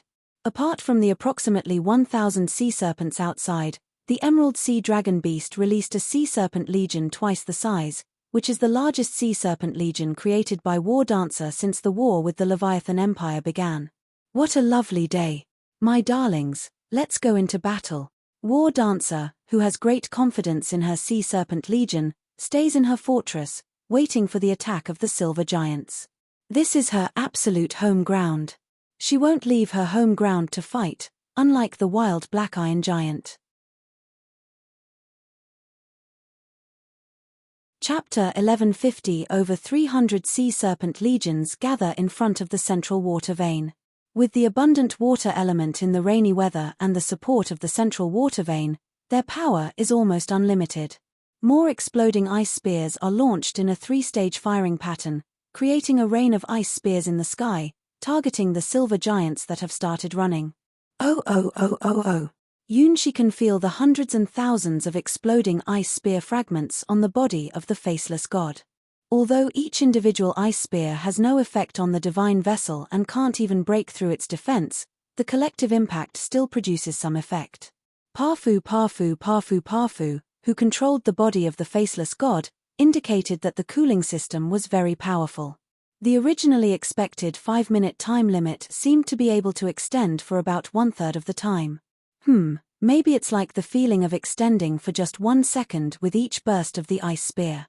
For the faceless god, who sprinted at full speed, a distance of several kilometers was just a matter of a few breaths and heartbeats. The Sea Serpent Legion under the command of the War Dancer indeed demonstrated great tactical skills, and the exploding ice spears could even anticipate Yunshi's forward path in advance. Of course, this also had something to do with Yunshi choosing the shortest distance, a completely straight line. Faster, even faster, don't give the other side a chance to catch their breath. If we stop, then we lose. Withstanding numerous exploding ice spears, Yunshi charged to a position just a few hundred meters away from the central water vein, then stomped his feet on the ground and leaped high into the air. With this leap, reaching a height of thousands of meters seemed impossible for the enormous silver giant, which had a colossal body of 40 meters. What? The War Dancer was shocked to see the silver figure, known as the Faceless God, jump into the sky at such a high altitude. Solid body, justice descends.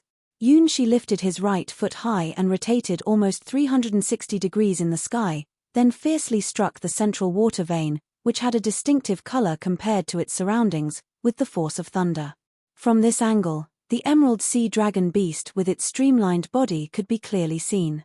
In the hazy rain, the verdant giant beast lay submerged in the water, surrounded by a large number of crystal defense structures. According to the normal order, the Sea Serpent Legion's defense lines should be broken one by one from the periphery, breaking through all of their defense structures, and then engaging in the final battle with the Emerald Sea Dragon Beast. Yunshi, regardless of all that, as long as we know where the opponent is, we should just use the simplest and most direct, and most violent means to fight back. Direct hit to the vital point. One strike, fatal. Don't be afraid, just go straight ahead. The body of the Faceless God unleashed Yunshi's explosive power to the extreme, creating a devastating move in the sky that was more than 10 times faster than the speed of sound. A massive silver-white flash fell from the sky, directly cutting off the Empire's central water vein and disregarding all the defensive structures built by War Dancer.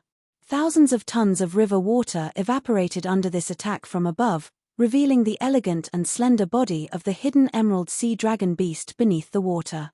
War Dancer never imagined that someone could play like this. Her army tactics, the precise control of her movements like an art form, and the many ambushes she set up along the enemy's path, all became meaningless because of the enemy's leap. Yunshi didn't want to waste even a second and went straight into the battle like a king. This made all the measures that War Dancer had prepared for the unfamiliar silver-white giant a joke, even though she was confident in these hidden traps. Emerald Sea Dragon Beast, counterattack. Faced with such a reckless and unreasonable opponent for the first time, War Dancer had no choice but to fight back. Layers of icy blue light spread out, and the Emerald Sea Dragon Beast moved. With its seemingly massive body and unbelievable speed, agility, especially in an environment full of water element, this huge sea dragon beast clad in steel armor is almost invincible. The underground cemetery's strongest water warfare weapon lives up to its reputation. Just the spreading water curtain heavenly splendor, similar to the dragon roar wave, can completely expose the movements of all nearby enemies. Invisibility and stealth are useless. While detecting the enemy's position, it activates a vast amount of water element, suppressing the opponent's speed and magic sensing ability. Within the area covered by the water curtain Heavenly Splendor, all magical energy except for water-based energy will be completely suppressed. Unfortunately, this move holds no meaning for Yunxi. He doesn't know any magic in this world. He can't even conjure a fireball. What he possesses is a combat skill that is considered peak in the Endless Gods domain. The Battle God genre, rigid body, I'll kick you right in the face, no matter what the water curtain Heavenly Splendor or the mimicking field say. Based on the magic system in this world's divine era, War Dancer made a huge mistake. A giant silver foot descended from the sky, smashing through the defensive water curtain Heavenly Splendor of aqua blue and brutally kicking the emerald sea dragon beast on its dragon head. Boom! In that moment, War Dancer's vision went black and couldn't see anything. This was a sign that the emerald sea dragon beast's visual system was almost crashing. Suddenly, thousands of Sea Serpent Legion reacted and launched a more fierce and accurate attack with explosive ice spears towards the faceless god. Parfu parfu parfu, add 1 second, add 1 second, add 1 second. Yunxi could hear the joyful sound coming from Parfu. This powerful attack put a great burden on the Parfu system, and the sea serpent's cooling attacks came just in time. He even started to feel that these little creatures would make good allies. This way, the duration of his full power mode could greatly increase. Boom! War Dancer, whose visual system went offline, didn't panic. The defense of the Emerald Sea Dragon Beast was almost invincible in the water. She just had a dizzying blow to her head and was not fatally wounded. People often say that beautiful things are often dangerous, and War Dancer now understands this well. The attack power of this silver giant is in no way inferior to the black iron giant standing on the ground. Can there really be war tools that can rival the ancient weapons of the underground cemetery in this world? The battle armor on the Emerald Sea Dragon Beast automatically burst open, revealing a crystal body that shimmered. These elegant and gorgeous runes are the unique symbols of the Emerald Sea Dragon Beast. The armor outside is made of materials used to build sea serpents, and taking off this armor means that the Emerald Sea Dragon Beast is ready for full battle mode. Chapter 1151 Leviathan, the central battleground of the Empire's main waterway. The 10 artillery camps surrounding the central waterway were in ruins, filled with fragments of bodies and destroyed modern mechanical cannons. The newly formed artillery regiment, which took the Empire 3 years to build, was completely destroyed in this battle, with only a survival rate of less than 10%. Most of them were commanders of the artillery camps. When the deadly ice spear flew towards them, it was the Empire's magic-armored knights who fought desperately to protect them and saved these elite soldiers of the Empire. Although the people were saved, their spirits were completely shattered. Even the most stubborn soldiers of the Empire's iron-blooded army lost confidence in victory. This counterattack from the Sea Serpent Legion injected a deadly toxin into the entire Leviathan Empire army, killing the last bit of suspense in this war. For the Leviathan Empire, they had already lost the last chance to confront the Emerald Sea Dragon Beast on the battlefield. The 9 major titled machines of the Empire, half of them have already been expelled. The 250 type mechanized artillery group, representing the Empire's latest technological achievement, was completely defeated by the ice spear explosion. At this moment, even the strongest Empire knights were bewildered and lost the will to continue fighting. Unless a miracle happens, the catastrophic defeat of the Leviathan Empire is now unavoidable. Everything happened just as War Dancer had predicted. However, she didn't anticipate the appearance of the faceless god. It was an extraordinary creation that even the Empire's magic-armored knights had never imagined, and they were shocked to see such a powerful reinforcement in their moment of defeat. When the 40-meter-tall silver-white giant emerged from the mountains and launched an unstoppable charge towards the Sea Serpent Legion, many of the Empire's magic-armored knights believed they were hallucinating due to their defeat. What is that? Do we have this model in our titled machine in our Empire? The thunderous footsteps, the thunderous charge, made the surviving knights of the Leviathan Empire suffocate one by one. As soldiers, they instinctively put themselves in it and realized that if they faced the charge of this 40-meter giant, they probably wouldn't even have the courage to resist. Fortunately, This silver giant is on their side. When the faceless god leaped high and the falling justice blasted open the central water vein, exploding the hidden emerald sea dragon beast within, everyone went crazy. Charge! We have to win! Tear that sea serpent apart! The hysterical shouts were hard to imagine coming from the Empire's soldiers with their iron will. The sea monster's attack was really painful for them. Now, they can only hope for a miracle to happen. And the miracle truly came.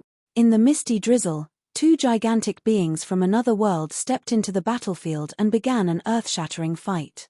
Waves of water-blue ripples spread out, and all the sea monsters returned to the central water source.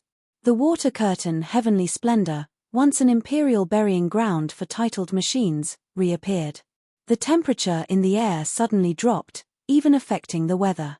Facing the ancient weapon, the faceless god, the emerald sea dragon beast also revealed its ultimate power. A cold glow spread on the surface of the emerald sea dragon beast after it shed its armor, forming a ring of icy light. The sea monster legion gathered around continuously launched exploding ice spears at the faceless god. Countless ice crystal fragments burst open on the body of the faceless god, splashing a sky full of ice chips. It's very cool. Can I have more? Yunshi could feel Parfu's incredibly happy mood. In the state of full power of the faceless god, whether it's the water curtain heavenly splendor around, the exploding ice spears from the sea serpent legion, or the icy aura from the emerald sea dragon beast itself, all of them are good things that cool down the temperature. The Parfu system's cooldown is missing these cooling methods. In the recent battle with the Black Iron Giant, if there were these cooling methods, the time limit for the fight might have been increased by more than a third. After removing the surface armor, the emerald sea dragon beast became faster and more agile, instantly entangling the silver giant that was fighting it in close combat. The strangling tactic is a power rooted in the instinct of the emerald sea dragon beast, and it can be called a talent. With the effect of the extreme icy aura, freezing the opponent's blood, and then using the immensely powerful strength of the emerald sea dragon beast to forcibly crush the opponent, this tactic is what the emerald sea dragon beast is good at when it's alive. Unfortunately, the faceless god is the opponent of the emerald sea dragon beast this time, a vessel that fundamentally possesses divine nature. Even the Black Iron Giant with the power of the entire earth cannot achieve what the emerald sea dragon beast cannot do, which is being good at enduring battles. Even though Emerald Sea Dragon Beast was originally the one who attacked, it was Yunshi who grabbed tightly onto Emerald Sea Dragon Beast's neck and fiercely tore at its incredibly tough body. By the time War Dancer realized something was wrong, the graceful body of Emerald Sea Dragon Beast had already been forcibly stretched by around 10 meters. SSS. A large amount of steam was expelled from the shoulders and hollow head of the faceless god. This was a sign of the Parfu system running at full power and overloading. So hot. Within the core of Emerald Sea Dragon Beast, War Dancer felt a high temperature that should have been completely and felt underwater. It was as if an underwater volcano was erupting, spewing out scorching hot magma. Even if you are a volcano, I will seal you off. War Dancer gritted their teeth and gave the order for full support to the surrounding Sea Serpent Legion.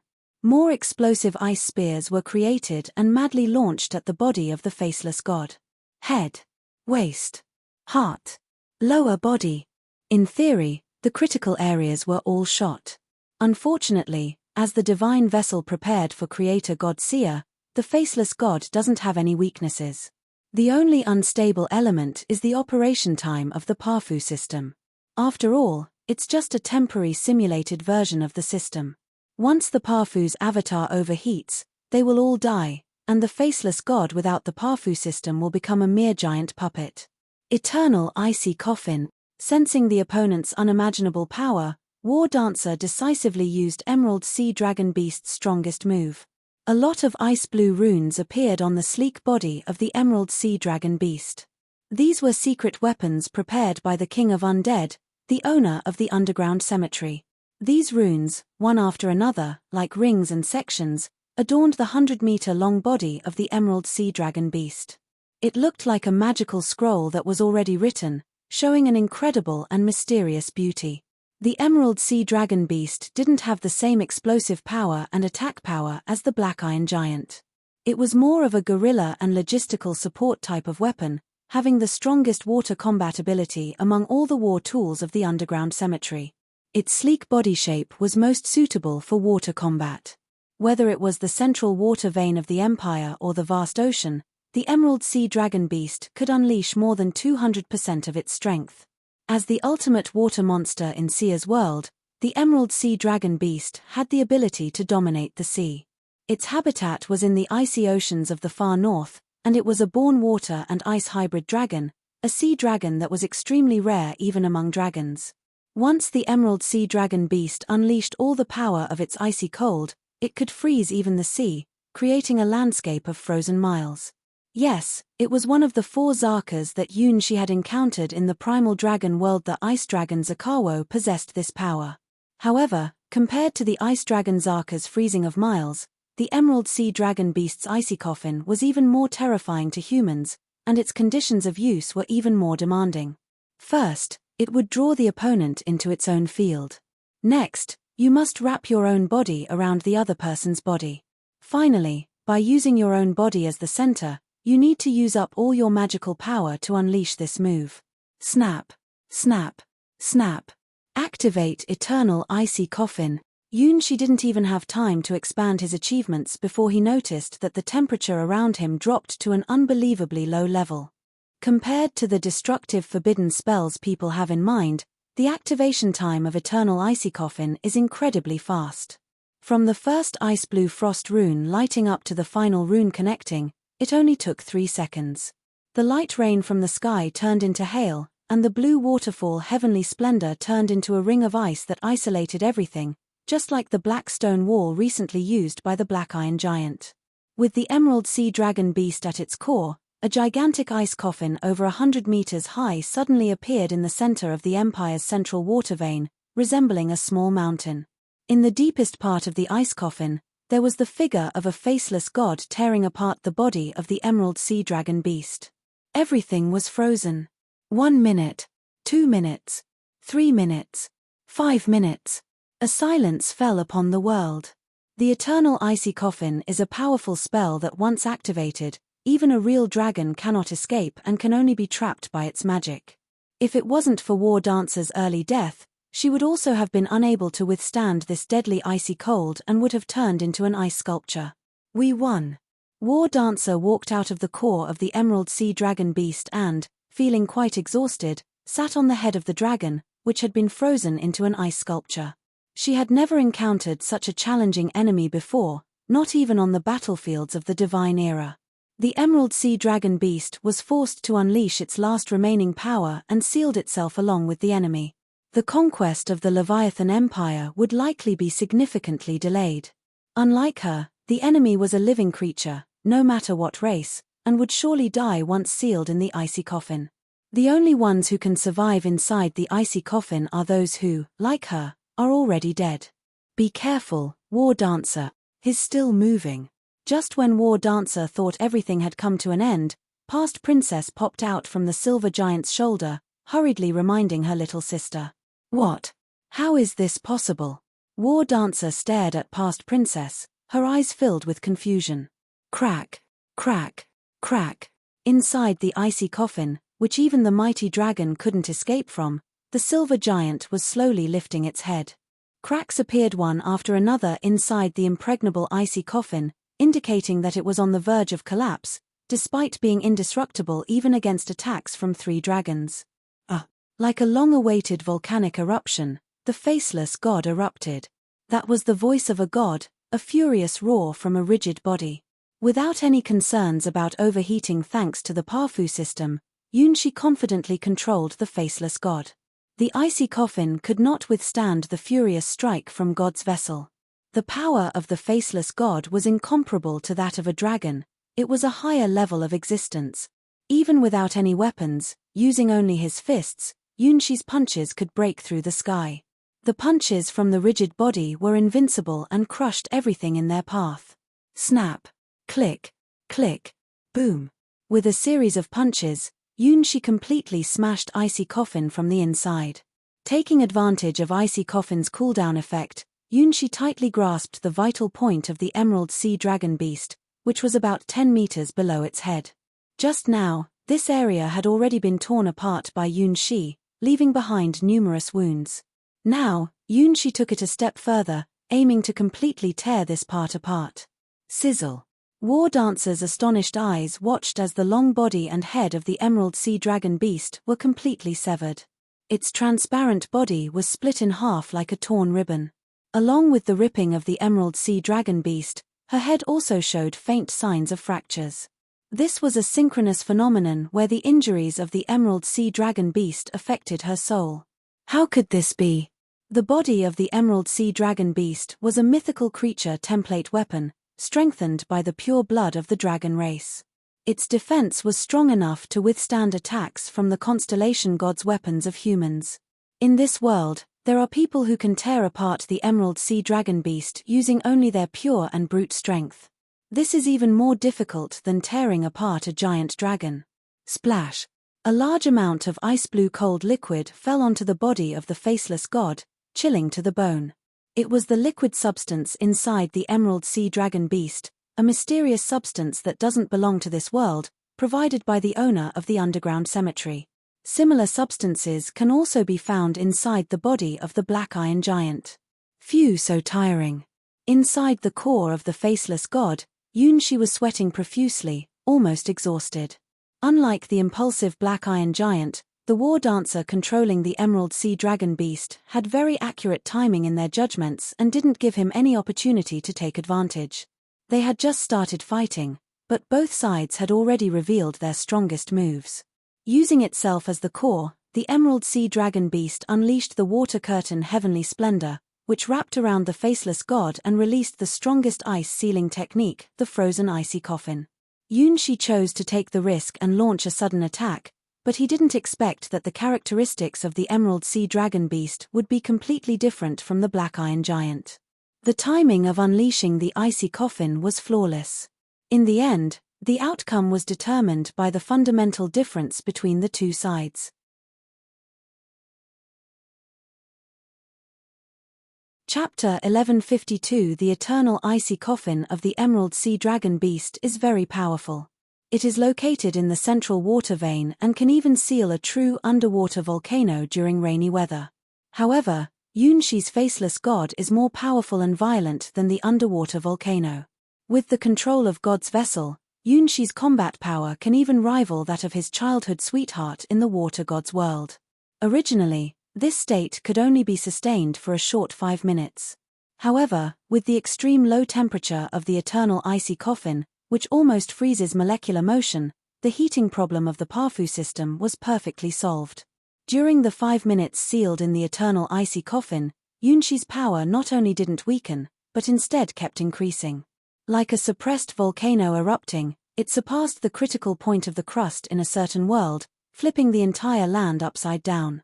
The Emerald Sea Dragon beast became a victim of this eruption.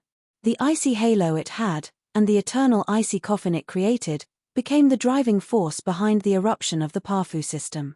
Only in this extremely cold environment, Yunshi and Parfu system could burst out so crazily, even tearing apart the Emerald Sea Dragon beast with its super tough body. Stop overloading. After tearing off the Emerald Sea Dragon beast's head, Yunshi breathed heavily, immediately stopping the faceless god's eruption mode. As soon as the freezing environment of the eternal icy coffin was lost, the after-effects of excessive eruption appeared. Now, about half of the Parfu system inside the faceless god stopped working. Without the cooling system provided by the Emerald Sea Dragon beast, the overloaded Parfu clones died one after another. This is the biggest flaw of the faceless god. The temporary simulated system just can't match the original system used by deities. Only freaks like Yunshi and Parfu could create such a peculiar operating system according to the situation. Ah, my head's gone, my head's gone. You villain. What have you done to the Emerald Sea Dragon beast, the dancer? The enraged princess fiercely bit Yunshi's ear and shouted in grief and anger. Sorry, this is the battlefield. Yunshi adjusted the malfunctioning half of the Parfu system inside the faceless god, allowing new individuals to split from Parfu and fill the gaps. Compared to the Parfu clones that died, The newly born clones need time to learn and get used to their position and operating speed, just like replacing old mechanical parts with new ones that require a break-in period. Even if it's just a tiny difference of 1 in 10,000, when magnified on a divine vessel like the Faceless God, it is an error that cannot be ignored.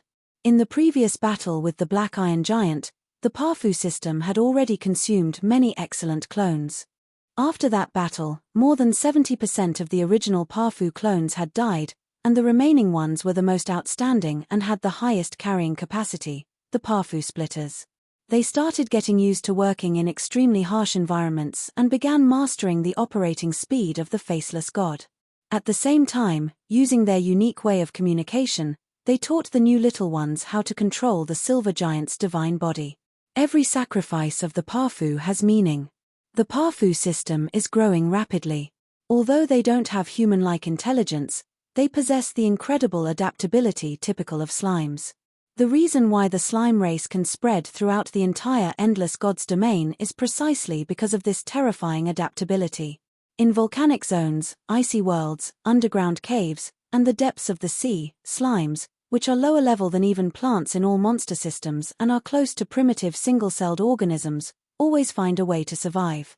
Now, the Paphos living inside the body of the Faceless God are also working hard to adapt to the environment inside the divine vessel, using their unique endurance and bravery, even willing to sacrifice themselves without fear of death. As more and more of their companions die, they become more adaptable to the Faceless God. After being frozen by the eternal icy coffin, they even develop a cold resistance on their own. They not only have to survive in extremely hot and cold environments, but also adapt to the high-speed movements that exceed the speed of sound. The Paphos have already begun to evolve towards some unknown direction. Parfu. You're amazing. When Yunshi realized that half of the Parfu inside the Faceless God had died, he thought it would completely shut down this time. Parfu Parfu Parfu the main Parfu, residing in the green jewel on Yunshi's chest, back of his hand, and waist, speaks with confidence, as if telling its master that this is just a small matter. Little Parfu has a big amount of energy. You actually defeated the Dance Princess's Emerald Sea Dragon Beast. What in the world is this monster? Yunshi's punches and kicks had no effect on him, which made past Princess furious. War Dancer's Emerald Sea Dragon Beast, who even she couldn't defeat in the water, was unexpectedly defeated by this unknown opponent. Moreover, he shattered Emerald Sea Dragon Beast's strongest move, the Eternal Icy Coffin, with a frontal attack. This accomplishment has never been achieved by anyone even in the Divine Era battlefield.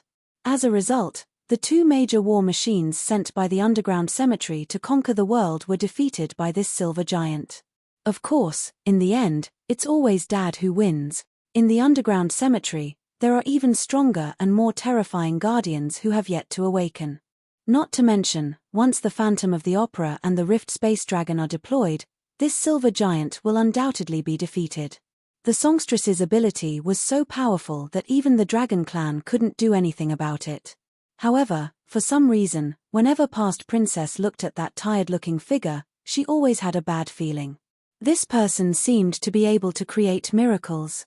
No matter who the opponent was, the fire in his eyes never stopped burning. It seemed that he was not looking at the present opponent, but at a more distant and higher world. In this way, I have won too. Yunshi controlled the somewhat unstable Faceless God, reached out his hand, and grabbed that seemingly ghostly figure.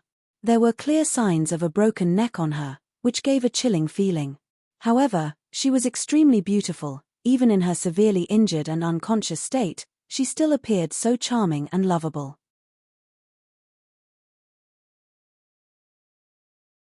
Chapter 1153. At the moment when the Faceless God achieved a decisive victory, on a high point near the central water vein in the mountains.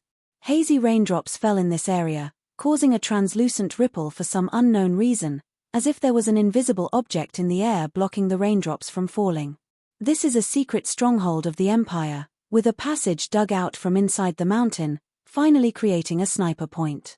Even the Emerald Sea Dragon Beast didn't notice the presence of this secret Imperial camp. At this moment, inside this sniper point protected by special magic, a strange machine was being set up in the center of the camp. With a length of over 20 meters, the machine had a three-part composite mechanical structure. It displayed a graceful streamlined shape, which looked like a work of art compared to the bulky and heavy 250 mechanical cannon. A large bracket made of memory metal was firmly fixed on the ground, and the three-part mechanical structure slowly rotated with a faint blue glow. "Do we still need to launch an attack, teacher?" Ludwig XII himself appeared in the center of the mysterious weapon. Behind him, the last three powerful machines of the Empire are running at a crazy speed, creating thunderous ripples in the air. The Empire's ultimate weapon, still in the development stage, is the massive spiral electromagnetic cannon, designed for decisive battles. The principle is that the three machines create a large electromagnetic coil under their feet, harnessing their power to supply energy to the Empire's experimental electromagnetic cannon.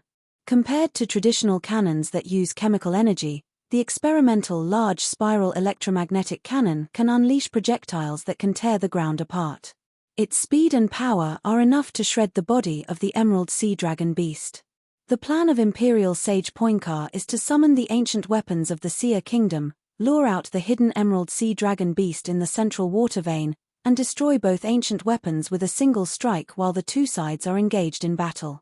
Killing two birds with one stone, using one electromagnetic cannon to take care of two troublesome enemies, it's almost a perfect plan. Once the massive spiral electromagnetic cannon has built up enough power, it becomes truly formidable. Inside the spiral electric cannon, there is a special device that can combine the power of all three machines and continuously enhance their upper limit. In theory, a full-powered shot from the massive spiral electromagnetic cannon is equivalent to the combined force of nearly 100 of these machines. It takes several days to fully charge the large spiral electromagnetic cannon before it can unleash a powerful attack that can destroy everything. Even if there is a live dragon, a fully charged large spiral electromagnetic cannon can kill it with a single shot. But now, Imperial Sage Poinkar hesitated, which was rare for him. The information doesn't match. In the history of the Divine Era, such a weapon has never appeared. In the secret records left by the red-robed mags who once ruled the continent, there are traces of the Black Iron Giant, the Emerald Sea Dragon Beast, and the unseen Opera House Phantom and Rift Space Dragon. Those traces were erased from history by the mags, but it doesn't mean they don't exist. Only the silver-white giant from the Seer Kingdom truly has no presence in history, not even a hint of a shadow. This also posed a challenge for the calculating Poinkar. Based on the records of the Divine Era War, he roughly estimated the strength of the Black Iron Giant and the Emerald Sea Dragon Beast, and concluded that as long as the large spiral electromagnetic cannon is fully powered, it can penetrate these ancient weapons with a single shot. Any opponent with data can calculate the upper limit and find a way to defeat them. Science is a realistic way to analyze and solve problems. However, the formula doesn't work for opponents with unknown data. At this moment, Poinkar is facing a century-old problem, trying to calculate the answer without knowing the data. Stop attacking and gather more information. After witnessing the silver giant being sealed in the eternal icy coffin and then breaking free, tearing apart the Emerald Sea Dragon Beast, Poinkar issued the order to terminate the plan codenamed Dragon Hunting Operation. Bang! Bang! Bang! 3 machines ran for several days and nights, desperately charging the developing large spiral electromagnetic cannon. Suddenly, the titled machine collapsed with a loud crash. Inside, the skilled operators, the Empire's most elite hero-ranked knights, foamed at the mouth and lost consciousness. Normal humans could never continuously drive a titled machine for 3 days and nights, even hero-ranked knights couldn't achieve it. In order to turn them into qualified power sources, Poinkar made them consume special drugs, essentially using precious hero-ranked knights as generators. With the command to forcibly terminate their mission, the 3 hero-ranked knights were finally freed from the tragic duties of the power generator. Morris, retrieve these machines. Poinkar ordered the red magic-armored knight stationed in a corner of the camp, then walked away from this sniper point without looking back. Morris, who had already firmly entered the core of the Empire and showed signs of further ascent, had a strange smile on his lips as he looked at the large spiral electromagnetic cannon with intense eyes. Everything is mine, whether it's the Black Overlord or this large spiral electromagnetic cannon, soon they will all be mine. What belongs to me, No one can take away. Even this empire, this world, will soon be mine. Ada. Ada. After secretly exchanging a secret signal that only they understood, the newest rising force within the Imperial Army began taking control of this retreating sniper camp. The Empire's hardship is the perfect opportunity for these powerful and honest young people to step onto the stage. Even Ludwig XII had high hopes for this new generation of knights with magic armor, who came from small noble families or even commoners, believing that they were the future of the Empire. However, there is a condition: they must be loyal and obedient dogs to the Empire, serving the royal and noble families.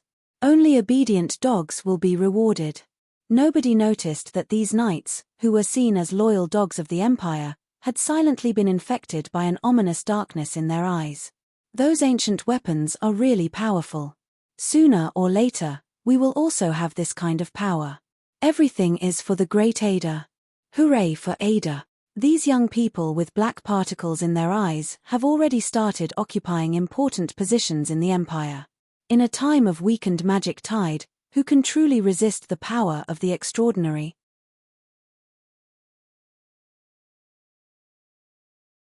Chapter 1154 Sinking, continuously sinking. It seems like sinking endlessly into darkness, where there is only coldness and death. Oh, is that so? Did I lose again? Just like back then, thinking I could create miracles and bring laughter to people through my dance. The result: waiting, there was only pain and suffering, sinking into the deep underwater. Clearly wanting to stay alive, wanting to fulfill her promise, so even in the end, struggling hard to try to float to the surface. However, in the end, she still broke her promise. There was a feeling of a broken neck, obviously no longer a living creature, but as the defeated half of her Emerald Sea Dragon beast, the feeling of being torn apart was so real.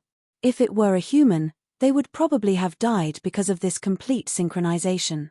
That's why the king made the soul of the deceased as the core of the Emerald Sea Dragon beast, so no matter what kind of blow it encountered, the core wouldn't be destroyed. Indeed, not wanting to lose, not even once. Yearning for power, yearning for even stronger power. So, she must open her eyes again. Light blue halo began to appear in War Dancer's eyes, and the broken marks on her neck started to slowly disappear. Feeling something very, very warm. What is it? It slowly spreads from the palm of the hand, making one feel a sense of peace and happiness. Human hand? Why would it be a human hand? As a deceased being, she had already become the natural enemy of humans. Are you awake? She looked at War Dancer, whom he had pulled out from inside the Emerald Sea Dragon beast. This was a beautiful woman with a beauty mark on the corner of her mouth, possessing a mature temperament that past princess didn't have. She had a well-endowed chest and a very daring attire. Wearing a southern-style dress that revealed her snow-white waist, with a slightly seductive facial contour, a dancer's ankle bracelet, and a flame mark on her forehead, all exuding a natural seductive charm. The water-based ultimate weapon, Emerald Sea Dragon Beast, was under the control of Dance Princess, who gave off a burning flame sensation. She, teacher Cassina the Battle God, were somewhat similar. It was said that Cassina the Battle God often made guest appearances as a dance princess in a circus, causing quite a stir when recognized several times. Even in death, she wore the same dress she wore in her final dance, representing her strong obsession with dancing itself. However, her stage, that used to be for dancing, turned into a battlefield, and she became the war dancer, bringing death to the enemies. The Sea Serpent Legion under her command displayed their battle art, completely defeating the arrogant Leviathan Empire, forcing them to seek help from the Seer Kingdom. Her loss to she was not due to her failure in battle art, but rather the fundamental difference between the Emerald Sea Dragon Beast and the Faceless God. Compared to the single-minded Black Iron Giant, the pressure from the Emerald Sea Dragon Beast on she was greater. If it wasn't for the Faceless God's invulnerable body, when trapped in the eternal icy coffin, he would have already lost. That's great. Dad's power is indeed the most powerful. You won the Emerald Sea Dragon Beast, but it cannot harm the dancing princess. Past princess joyfully looked at the war dancer who came over. They are the core of ancient weapons in the underground cemetery, and also independent guardians. Although the Emerald Sea Dragon Beast seems lifeless, It is not a living creature itself. It is the ultimate underwater weapon created by the underground cemetery using the body of a sea dragon. The blue blood inside it is not the real blood of a sea dragon, but the embodiment of the netherworld essence that was filled into the sea dragon's body, causing it to evolve into the emerald sea dragon beast. The interior of the Black Iron Giant is the same. The ancient weapons of the underground cemetery all have this blue blood flowing inside. Is that so? I lost. Remembering the moment when the emerald sea dragon beast had its neck torn off, the war dancer touched her own neck, where the vivid memory of decapitation still lingered. What is this exactly? After becoming Yunshi's captive, the war dancer willingly gave up resistance. Without the soul core of the emerald sea dragon beast, it is merely a simple soul core, with almost negligible ability to interfere with the real world. It is immune to all physical and magical attacks, but it also cannot use any physical or magical attacks itself. At most, it can slightly lower the air temperature with its mental power, like moving the curtains with a breeze in the middle of the night. They designed these things to be like weapon parts, similar to how individual parts of a weapon are meaningless if the weapon itself is destroyed. Sorry, I can't say. At this stage, we are still enemies. Yunshi shook his head. It was okay to reveal his identity as Silver Dragon, but Starchild's trial had to remain absolutely secret. It was unquestionable that the owner of the underground cemetery was his enemy. In order to protect Ain, Adley knew that the upcoming battles could be more brutal. For this reason, he needed to develop more abilities as the Faceless God. Isn't he just a silver dragon who is shameless and lecherous? Past Princess looked at Yunshi with a disdainful gaze. Adley had already exposed this guy's identity. So, he was actually a giant dragon. Yeah, if there's any force in this world that can resist the invasion of the underground cemetery, it would only be the dragon race. In the previous battle, they all fought and ended up in a tie with the dragon race. It could be said that the dragon race is the only species in this world with the ability to fight against the underground cemetery. This giant, which is silver-white in color, is probably a secret weapon developed by the Dragon Clan. It doesn't look like something that can be created during this period when magic is declining. The Dragon Clan, they have finally appeared. War Dancer acknowledged Past Princess's judgment. If the Emerald Sea Dragon Beast lost to an ancient war weapon controlled by a higher-ranking Dragon Clan, then it can be explained. The power that shattered the eternal icy coffin clearly doesn't belong to this era. That is a power that only exists in the divine era, completely unrelated to the world's science. Yunshi didn't know how to explain. It is true that he has the flesh and blood of a silver dragon, but it is not something from the Dragon Clan of this world. It comes from the daughter of the supreme dragon god, the star-hunting dragon Miu Narable, and her dragon's bloodline power. It seems correct to say that the Dragon Clan defeated the Emerald Sea Dragon Beast. Without the flesh and blood of star-hunting dragon Miu Narable in the Parfu system, the Faceless God cannot even be activated. So, are we going to start another war for world dominance, Silver Dragon? War Dancer stared at the bewildered Yunshi, asking each word. This question will determine the fate of the whole world.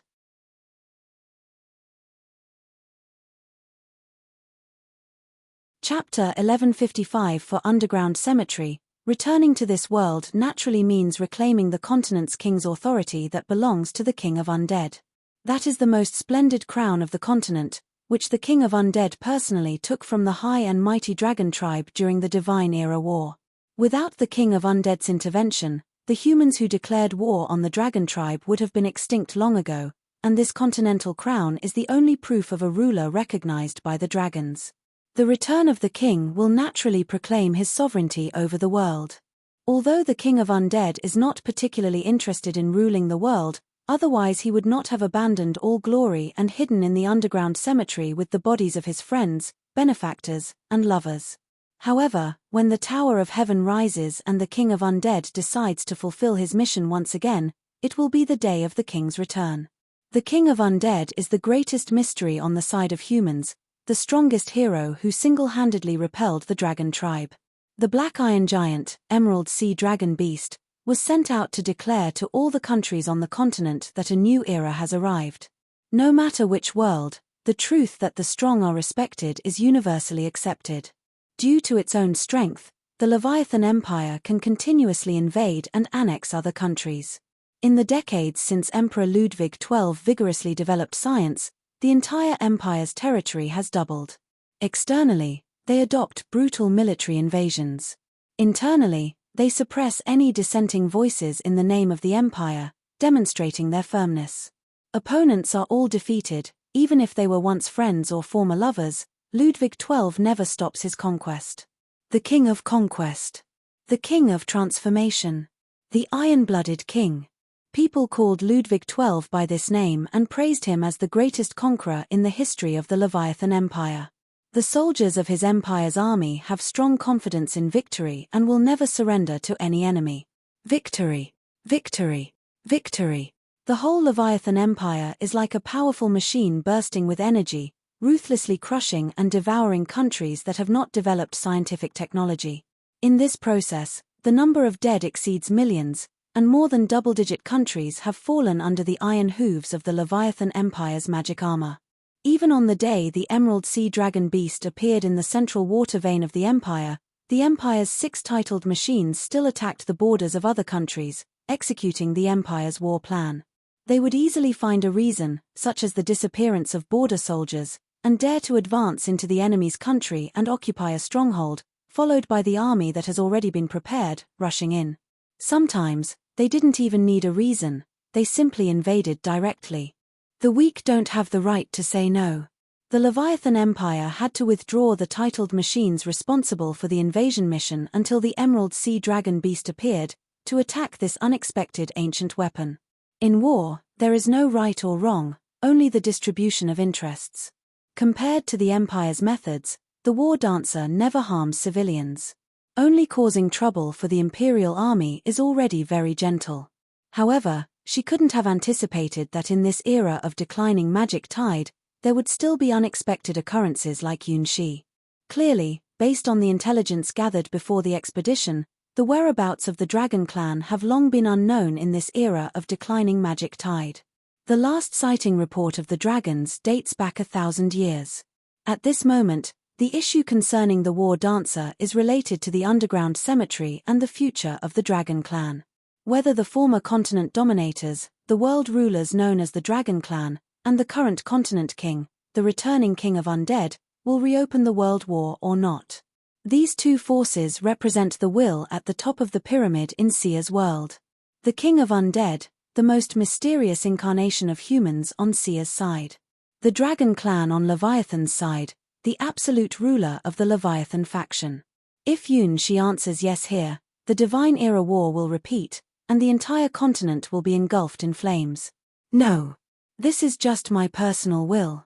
Yunshi cannot make decisions on behalf of the Dragon Clan of this world. He represents only himself, only the Silver Dragon Ash. Are you the only dragon? War Dancer looked at Yunshi in disbelief. Even during the Divine Era War, it would be suicidal for just one dragon to challenge the ultimate representation of the mysterious side of humans, the King of Undead, who resides in the underground cemetery. Yes, now I am the only one. But I have a promise to protect them, Yunshi calmly replied to War Dancer's question, just not mentioning his mission to collect the 12 constellation gods' weapons. Do you have feelings for humans?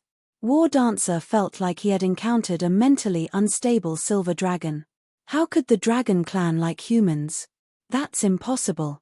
Both species have reproductive isolation. No, wait, there seems to be a precedent for this. War Dancer remembered that during the Divine Era's ignorance period, there were actually humans from the Golden Ancient People who fell in love with dragons. As the favored ones of Sia, the Golden Ancient People had the ability to mate and produce offspring with all creatures in the world, including dragons. There are indeed legends of a few unions and offspring being born between humans and dragons during that time, and the relationship between the humans of that era and the Dragon Clan was actually quite good.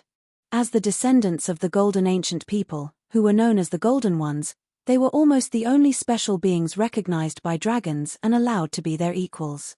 Of course, at that time, the Dragon Clan could never have imagined that just 12 Golden Ancient People would eventually give rise to a whole new race, a race that would challenge the Dragon Clan's dominance and eventually even drive them out of the continent. Compared to the long reproductive period of the Dragon Clan, humans can give birth to a new generation in just 10 months, which is even more magical than magic itself. There is no other intelligent race in the whole world that can match humans in this aspect. Even though the power of the golden bloodline keeps diluting, humans still manage to grow rapidly in a short amount of time due to their outstanding learning ability, ambition, and crucially, their fast reproduction speed. On the other hand, the Dragon Clan remains unchanged, with the same strength, indifference, and arrogance. They only value the golden ancient people and disregard any other living beings in this world. Humans who are able to like the Dragon Clan. Dragons who are able to fall in love with humans. Both sides are truly unique and abnormal, like rare gems among rare gems. I knew it. This is a shameless and lecherous silver dragon. Dancer, do you know that in the tower of this silver dragon, there are hundreds of girls who don't wear clothes bathing every day? Even 9-year-old children are not spared by this foolish silver dragon.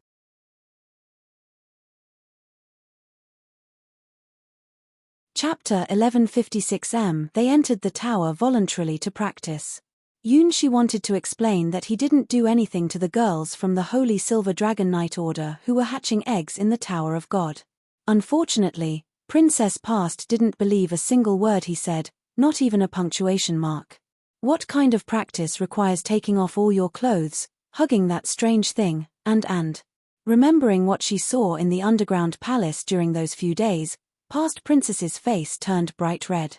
Looking at Yunshi's eyes, it turned into complete contempt, the kind that wanted to trample him underfoot. People with power always like to do whatever they want. This was an additional attack from the war dancer. Sigh. I'm really innocent. Yunshi disconnected from the Parfu system and collapsed into the control core of the faceless god. Hiss. A large amount of steam erupted from the head and hollow shoulders of the faceless god. The engine stopped. Because one hand was holding the head of the Emerald Sea Dragon beast, and the other hand was dragging its body, the return journey took more energy for Yunshi than the way here. Halfway through, both Yunshi and the Parfu system reached their limits and needed to rest. Yunshi didn't know where this place was. Judging from the rough direction, it should be in the blank area between the Leviathan Empire and the Seer Kingdom. No matter which side you look at, there are dense forests and towering mountains. Boom! Yunshi threw the huge body of the Emerald Sea Dragon beast to the side, causing a loud roar, while its head remained at his feet. Parfu, let's take a rest.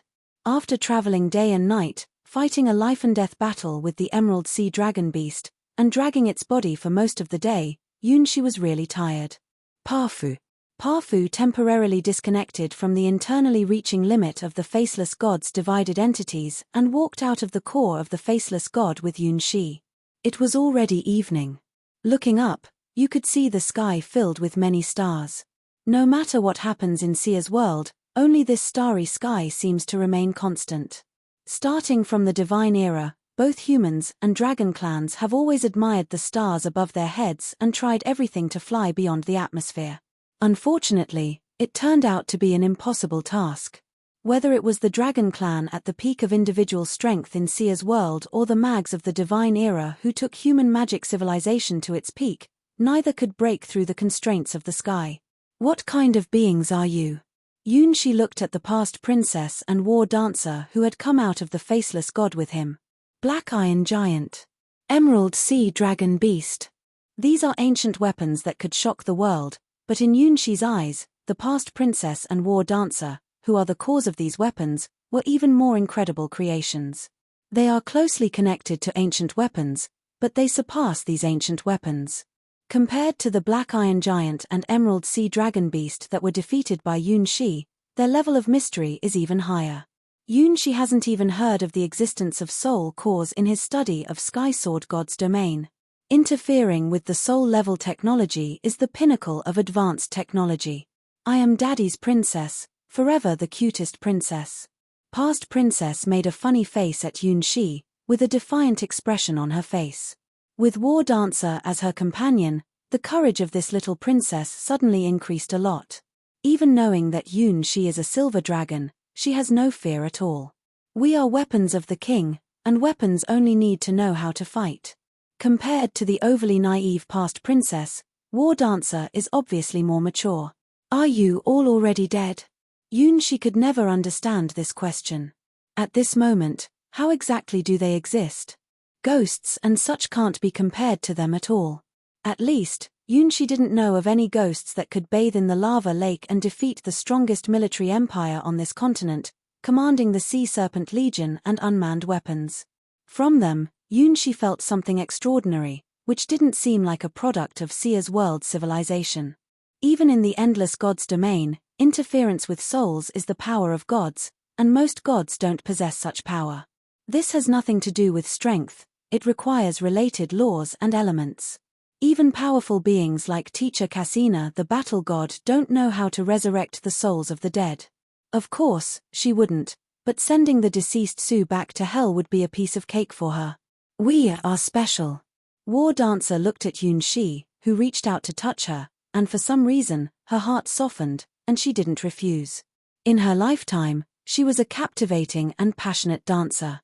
Her biggest wish was to bring laughter and happiness to people with her song and dance, together with the songstress. After she died, she became the embodiment of war and fought a fierce battle with Leviathan's followers on the battlefield of the divine era. It has been so long that she almost forgot the feeling of being touched and caressed by others. Yunshi lightly touched the skin of War Dancer with no intention of being rude, just a simple gesture of contact. The concept of a soul core is filled with so much mystery. It is the highest level of mystery even in the endless gods domain. If the deceased could continue to exist in this way, it is unknown how many people would pay any price for it. The resurrection of the dead and immortality are eternal dreams of humanity. Now, this dream is within Yunshi's fingertips, realized by the owner of the underground cemetery through some kind of method. Compared to the Black Iron Giant and the Emerald Sea Dragon Beast, they are actually the most precious treasures of the underground cemetery. Dots of radiance danced on Yunshi's fingertips. Encountered. Yunshi looked at the swirling soul radiance on his fingertips, unsure of what it meant. Clearly, no matter how carefully past princess tried to touch it, she couldn't. Despite being kicked, stepped on, and sat on by her, those were just phenomena caused by the interference of soul power with reality. Past princess, existing in the core state of the soul, was fundamentally inaccessible, a fact that Yunshi had already confirmed. Don't let your guard down, Dancer. Our core cannot be entered.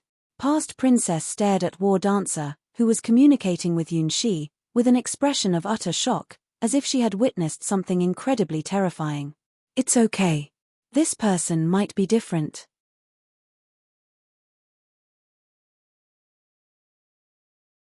Chapter 1157. Just like past princess said, War Dancer, who exists in the way of the soul core, will absolutely not be touched by Yunshi as long as she doesn't let her guard down.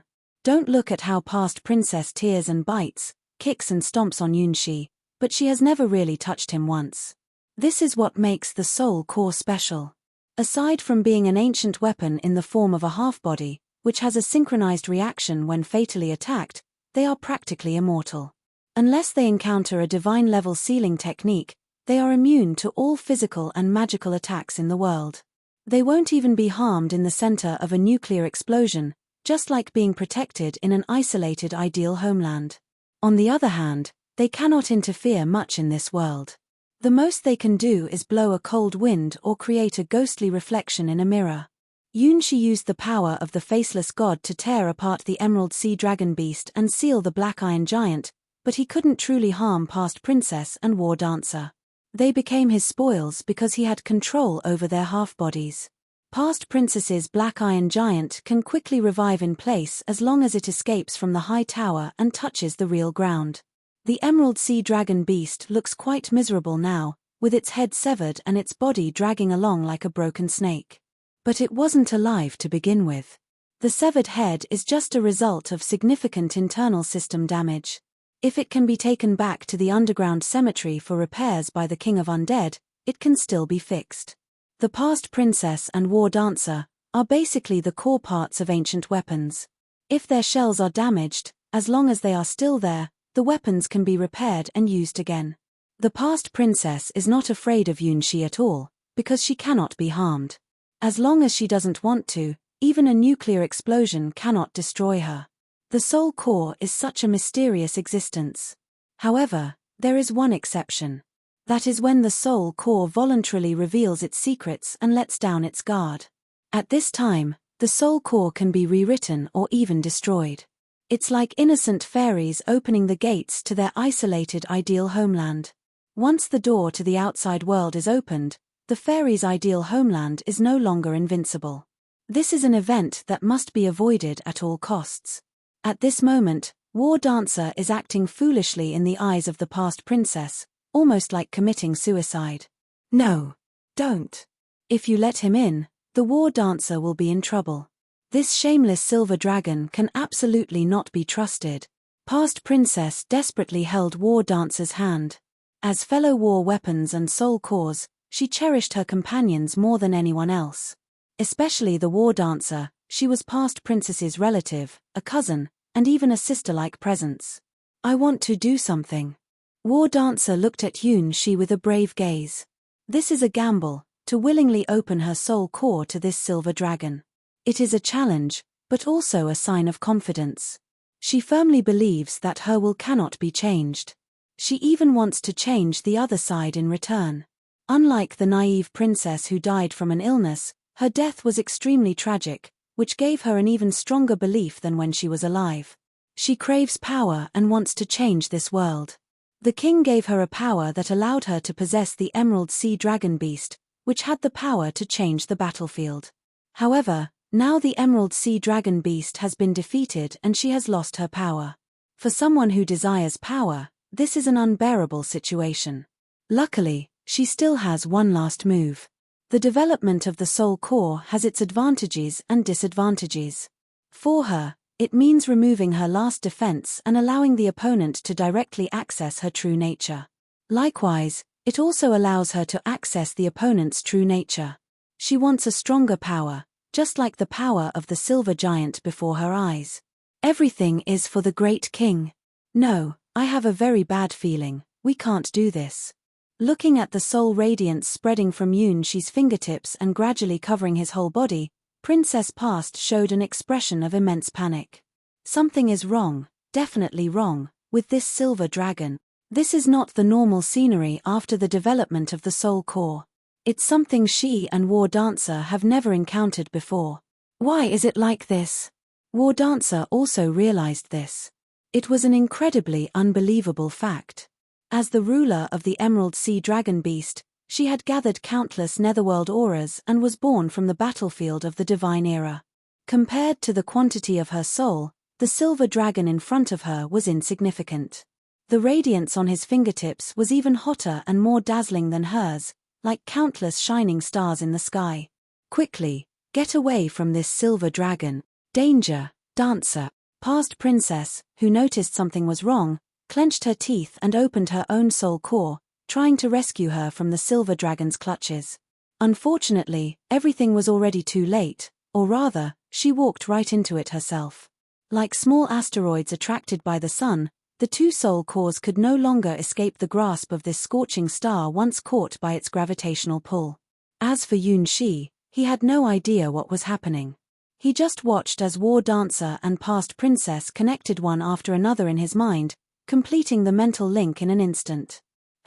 Now apart from Parfu, two more small connections appeared in Yunxi's head.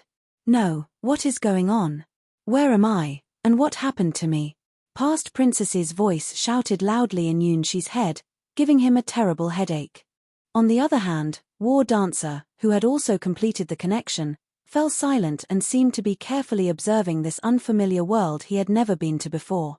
Helpless, Yunxi looked at the two soul cores floating beside him, both of them now unconscious. They lay in the palm of the faceless god, gazing up at the endless starry sky.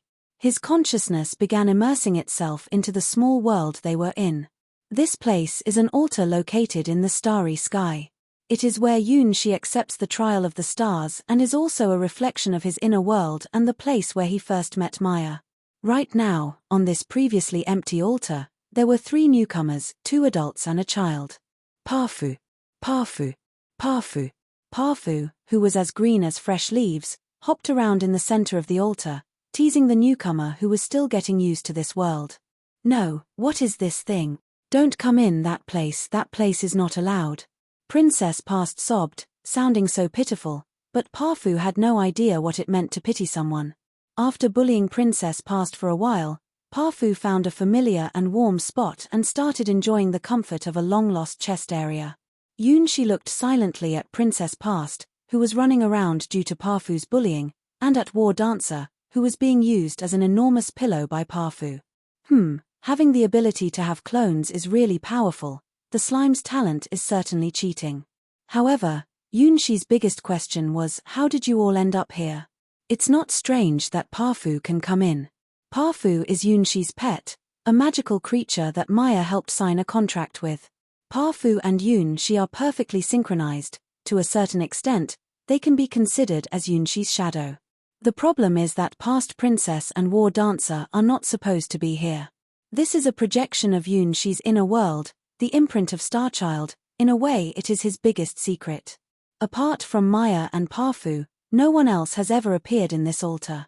Speaking of which, when choosing the 3 initial fairies, I did see the figures of different fairies on 2 other paths of destiny. However, Past Princess and War Dancer are unrelated to oneself. Why would they appear here? Moreover, they seem to have real bodies now. This is real breathing. Different from Past Princess, who is crying and completely unaware of the situation due to being bullied by Parfu, War Dancer is looking at her own fluctuating chest with an incredible gaze. Even though her chest has been invaded by Parfu, she doesn't mind at all, and is completely immersed in the simplest breathing process. Yes, just the simple action of breathing is so familiar and yet so unfamiliar to War Dancer. She existed in a soul-like way and didn't know how long she had forgotten this feeling. It's not just breathing, but also the sound of heartbeat, the flowing of blood, and the temperature of the skin. This is the feeling of being alive, a real and tangible feeling that only living beings have the privilege of experiencing. For War Dancer, it was like dreaming. Welcome to my world. Yunshi felt a connection that was somewhat unfamiliar compared to Parfu, and had a mixed feeling of laughing and crying. It seemed that they had committed some inexplicable mistake and became connected to his soul. As beings existing as soul cores, in theory, they couldn't be harmed as long as they didn't open their souls. However, they made such a simple mistake, one that not even a 3-year-old child would make, and opened their soul cores to Yunshi. Compared to their souls, the nature of Yunshi's soul was unbelievably high. This is the soul of Starchild, who has had 4 previous girlfriends from the creation level. It is a soul that cannot be corrupted by the polluted golden sea of chaos at the bottom of the abyss. Even the supreme heavenly demon would be attracted to it. Therefore, once the soul core is opened, even if their combined soul core is considered, it is still weaker compared to the quality of Starchild's soul. It is easily captured in an instant. This phenomenon is like a weaker meteor passing through a massive star's range, instantly becoming a member of the asteroid belt. The difference in size between the 2 sides is too great. Yunshi doesn't need to do anything. The mere presence of his own soul pulls these 2 small soul cores over. If it wasn't for Yunshi's subconscious lack of malice towards them, they would have likely become nothingness the moment they entered here. All curses related to the soul don't exist for Starchild. It is better to say that Starchild itself carries the greatest curse, the result of the collaboration of his 4 creator-level ex-girlfriends. Being able to withstand the curses of all 4 creator-level ex-girlfriends, and even using one to suppress the other 3, this ability of treading multiple boats is unique in the entire Endless Gods domain. Compared to the curses of his ex-girlfriends, these 2 small soul cores don't even amount to a drizzle. Is this your world, your soul? War Dancer widened her eyes, looking at the countless stars in the sky above the altar, and the ancient and mysterious ground beneath her feet. How much soul does it take to build a galaxy, with countless stars, in one's own soul?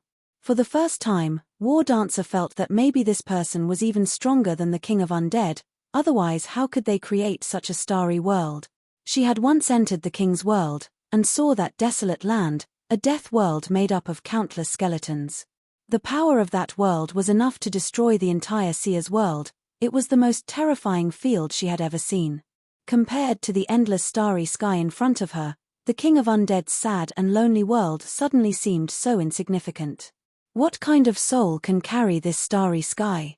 What kind of fate can project such a huge world landscape? The person who owns this starry sky wouldn't really care about a mere continental crown. She knew, the king of undead didn't even care about the continental crown he possessed. In the eyes of the great king, there is a bridge to the sky. The entire underground cemetery is a base prepared to build a bridge to the stars. It is the weapon that breaks the confinement of this world. And now, War Dancer sees a more vast world, even more boundless and radiant than what can be seen on the ground, with a dazzling array of stars. This is not a projection. She can feel that each and every star here exists, even that stars are constantly being destroyed and born again. The ancient altar contains knowledge and wisdom that humans in Sia's world cannot imagine. How great it is! How mysterious it is! Yes, it's a very beautiful scenery, isn't it? Yunshi himself cannot understand the impact this starry sky has on outsiders. The memories of Starchild, it holds the records of countless stars being born, growing, and being destroyed. It is the color of the stars that even the gods of creation would be immersed in. Long, long ago, this place used to welcome different guests, who made a promise with Starchild under this starry sky, a woman. The ruler of the Starry Dragon clan, the leader of Dragon God's domain. A dragon of order, the mother of time and space, the creator, symbolizing birth, life, and eternal representation of death, Dragon God Asher. The owner of the haunted ghost city, connecting multiple dimensions, the master of the god's domain of darkness abyss, the ancient source of pain, the god of the impossible, nameless lady. The horrifying entity beyond description, the embodiment of chaos and confusion, one of the incarnations of the abyss will, Naya. The supreme among gods, the ruler of the colorful realms, the summoner of the divine market, the master of the pantheon Ionia. I will build a bridge to the stars for you, so we can be together often. At that time, Starchild made such a promise to them, holding hands and making an agreement. In the name of the great stars, I and Asher. Ionia. Unnamed. Naya.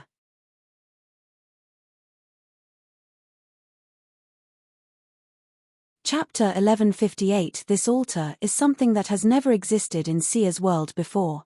This completely unobstructed starry sky, which seems within reach, is a temptation that the intelligent beings of Sia's world, imprisoned on the remains of Leviathan, cannot resist. War Dancer has fallen. It should be said that any intelligent being of Sia's world has no immunity to this dazzling starry sky. Throughout many centuries, from the divine era to modern times, from mags to scholars, all people have been seeking the path to the stars. No matter what price has to be paid, no matter how many setbacks are encountered, this perseverance has never changed. Imprisoned on the earth like worms, humans longed more than any other race to reach the stars above. You possess the most beautiful treasure in this world. War Dancer, pulled into this starry altar by the gravity of the soul, slightly lowered their head. Escape was inevitable from the moment the soul core was developed. Their bondage had already been sealed. It couldn't be changed by her will, much like how planets inevitably orbit around stars. The gap between their souls was so immense that freeing oneself from this attraction became an impossible task. Like a meteor captured by the gravity of a star, neither she nor the past princess could escape this person. Woo-woo, I don't want this, I want to leave here. Because she was too young, the past princess cried and tried to maintain her princess dignity under Parfu's harassment, still unaware of the allure of the starry sky. Parfu. The green jelly continued to bully the rebellious princess, declaring its privilege as Yunshi's pet. During Maya's slumber, this altar was its domain, a place to do as it pleased. Can you be gentle with this child, if possible? War Dancer couldn't bear to watch any longer, whether it was past princess or herself. Neither of them stood a chance against Parfu in this altar. The body formed by the condensed core of the soul has breath and heartbeat inside this altar, just like when alive. The problem is, whether it's her, past princess, or the songstress, they were all ordinary humans in their past lives, without any extraordinary powers. In contrast, Parfu is truly the great demon king in this altar, being spoiled by Yunshi. It can do whatever it wants. Recently, It even upgraded and obtained the dragon aura of the star-hunting dragon Mew Mew Narable. Past princess, the powerless little princess, can't do anything against Parfu, who can take on hundreds of opponents. Even with War Dancer, it's useless. In this starry shrine, Parfu is invincible. Parfu, let go of that girl. Yunshi looked at Parfu rolling around on Past Princess, seeming to be having a great time, speechless. Parfu. Popping out of Past Princess's dress, Parfu happily hopped to Yunshi with something in its mouth, then jumped into his palm. What is this? Yunshi looked at the white cloth in his palm, still emitting some warmth, puzzled for a moment, not understanding what it was. It looks like it's made of real silk, with cute bows and ribbons on it. Is it a handkerchief? Wah, I won't get married. You must have ordered them, you shameless silver dragon with bad intentions. Princess Past tightly held her dress, tearfully looking at Yunshi, who pretended he didn't know anything. What is that small piece of fabric? Don't you have any idea about it? Give it back. Mine. The princess's face turned as red as a ripe apple. Her adorable appearance, desperately holding onto her dress, made Yunshi's heart beat a little faster. Give it back, is it this? Yunshi looked at Parfu, who had jumped onto his head while biting the handkerchief. The tip of his nose seemed to smell a pleasant scent, mixed with a hint of sweat. Wah! Silver Dragon, we are enemies for life. Even Dad has never touched mine. Princess Past gritted her teeth as she stared at Parfu. If the Black Iron Giant was still here, she would definitely flatten the silver dragon in front of her into a pancake. Parfu on top of Yunshi's head, Parfu continued to hop around. The white fabric it was biting gently slipped off and landed on Yunshi's cheek. Ah! Princess Past screamed and sprinted towards Yunshi at the fastest speed she had ever run in her life. She kicked him directly in the leg. Yunshi, whose vision suddenly went black, instinctively reached out his hand and caught the smooth little foot. Then, he pulled, tugged, and pressed using the techniques of his soft body to restrain Princess Past beneath him. Engaging in close combat with Yunshi and his soft body was totally a suicidal move. Woo! You villain! I curse you, you will never have a girlfriend in your whole life. No matter how much I fight or grab, for the first time I realize that fate is so unreasonable. Past Princess cries with pearl-shaped teardrops, fiercely cursing this shameless silver dragon. Okay, I'll give it back to you. Parfu, don't bully people too much. Yunshi is also very curious. Why did Parfu specifically pick on this little princess and intentionally split into two halves to do this? Even though Parfu, who is over by War Dancer's side, loves peace so much, he is completely unable to get up when he falls into her chest. However, Parfu on Past Princess's side is full of energy and enjoys playing. She will get used to it. Actually, she is a child who is very scared of being lonely. War Dancer smiles and walks to Yunshi's side, pulling the expressionless Past Princess out from under Yunshi. Probably because of the rebellious period, the first time Past Princess is tossed around like this, her glare towards Yunshi becomes especially fierce. That is something I will never forget in my whole life. Her gaze was as if she wanted to devour Yunshi. Unfortunately, this revenge is destined to be impossible to accomplish. Did you notice? We are alive here, War Dancer whispered to Yunshi while helping his little princess put on a small piece of fabric. Oh, it's true. Past Princess, who had been bullied enough by Parfu, just realized that she was not in a ghost state. Breath. Heartbeat. The warmth of the skin. Even the absence of little underwear felt so real and tangible. Why is this place so strange? Feeling the familiar yet unfamiliar warmth, tears uncontrollably rolled down Past Princess's cheeks. What seems so natural for living humans is an everlasting dream for their soul cores. Because they have already died.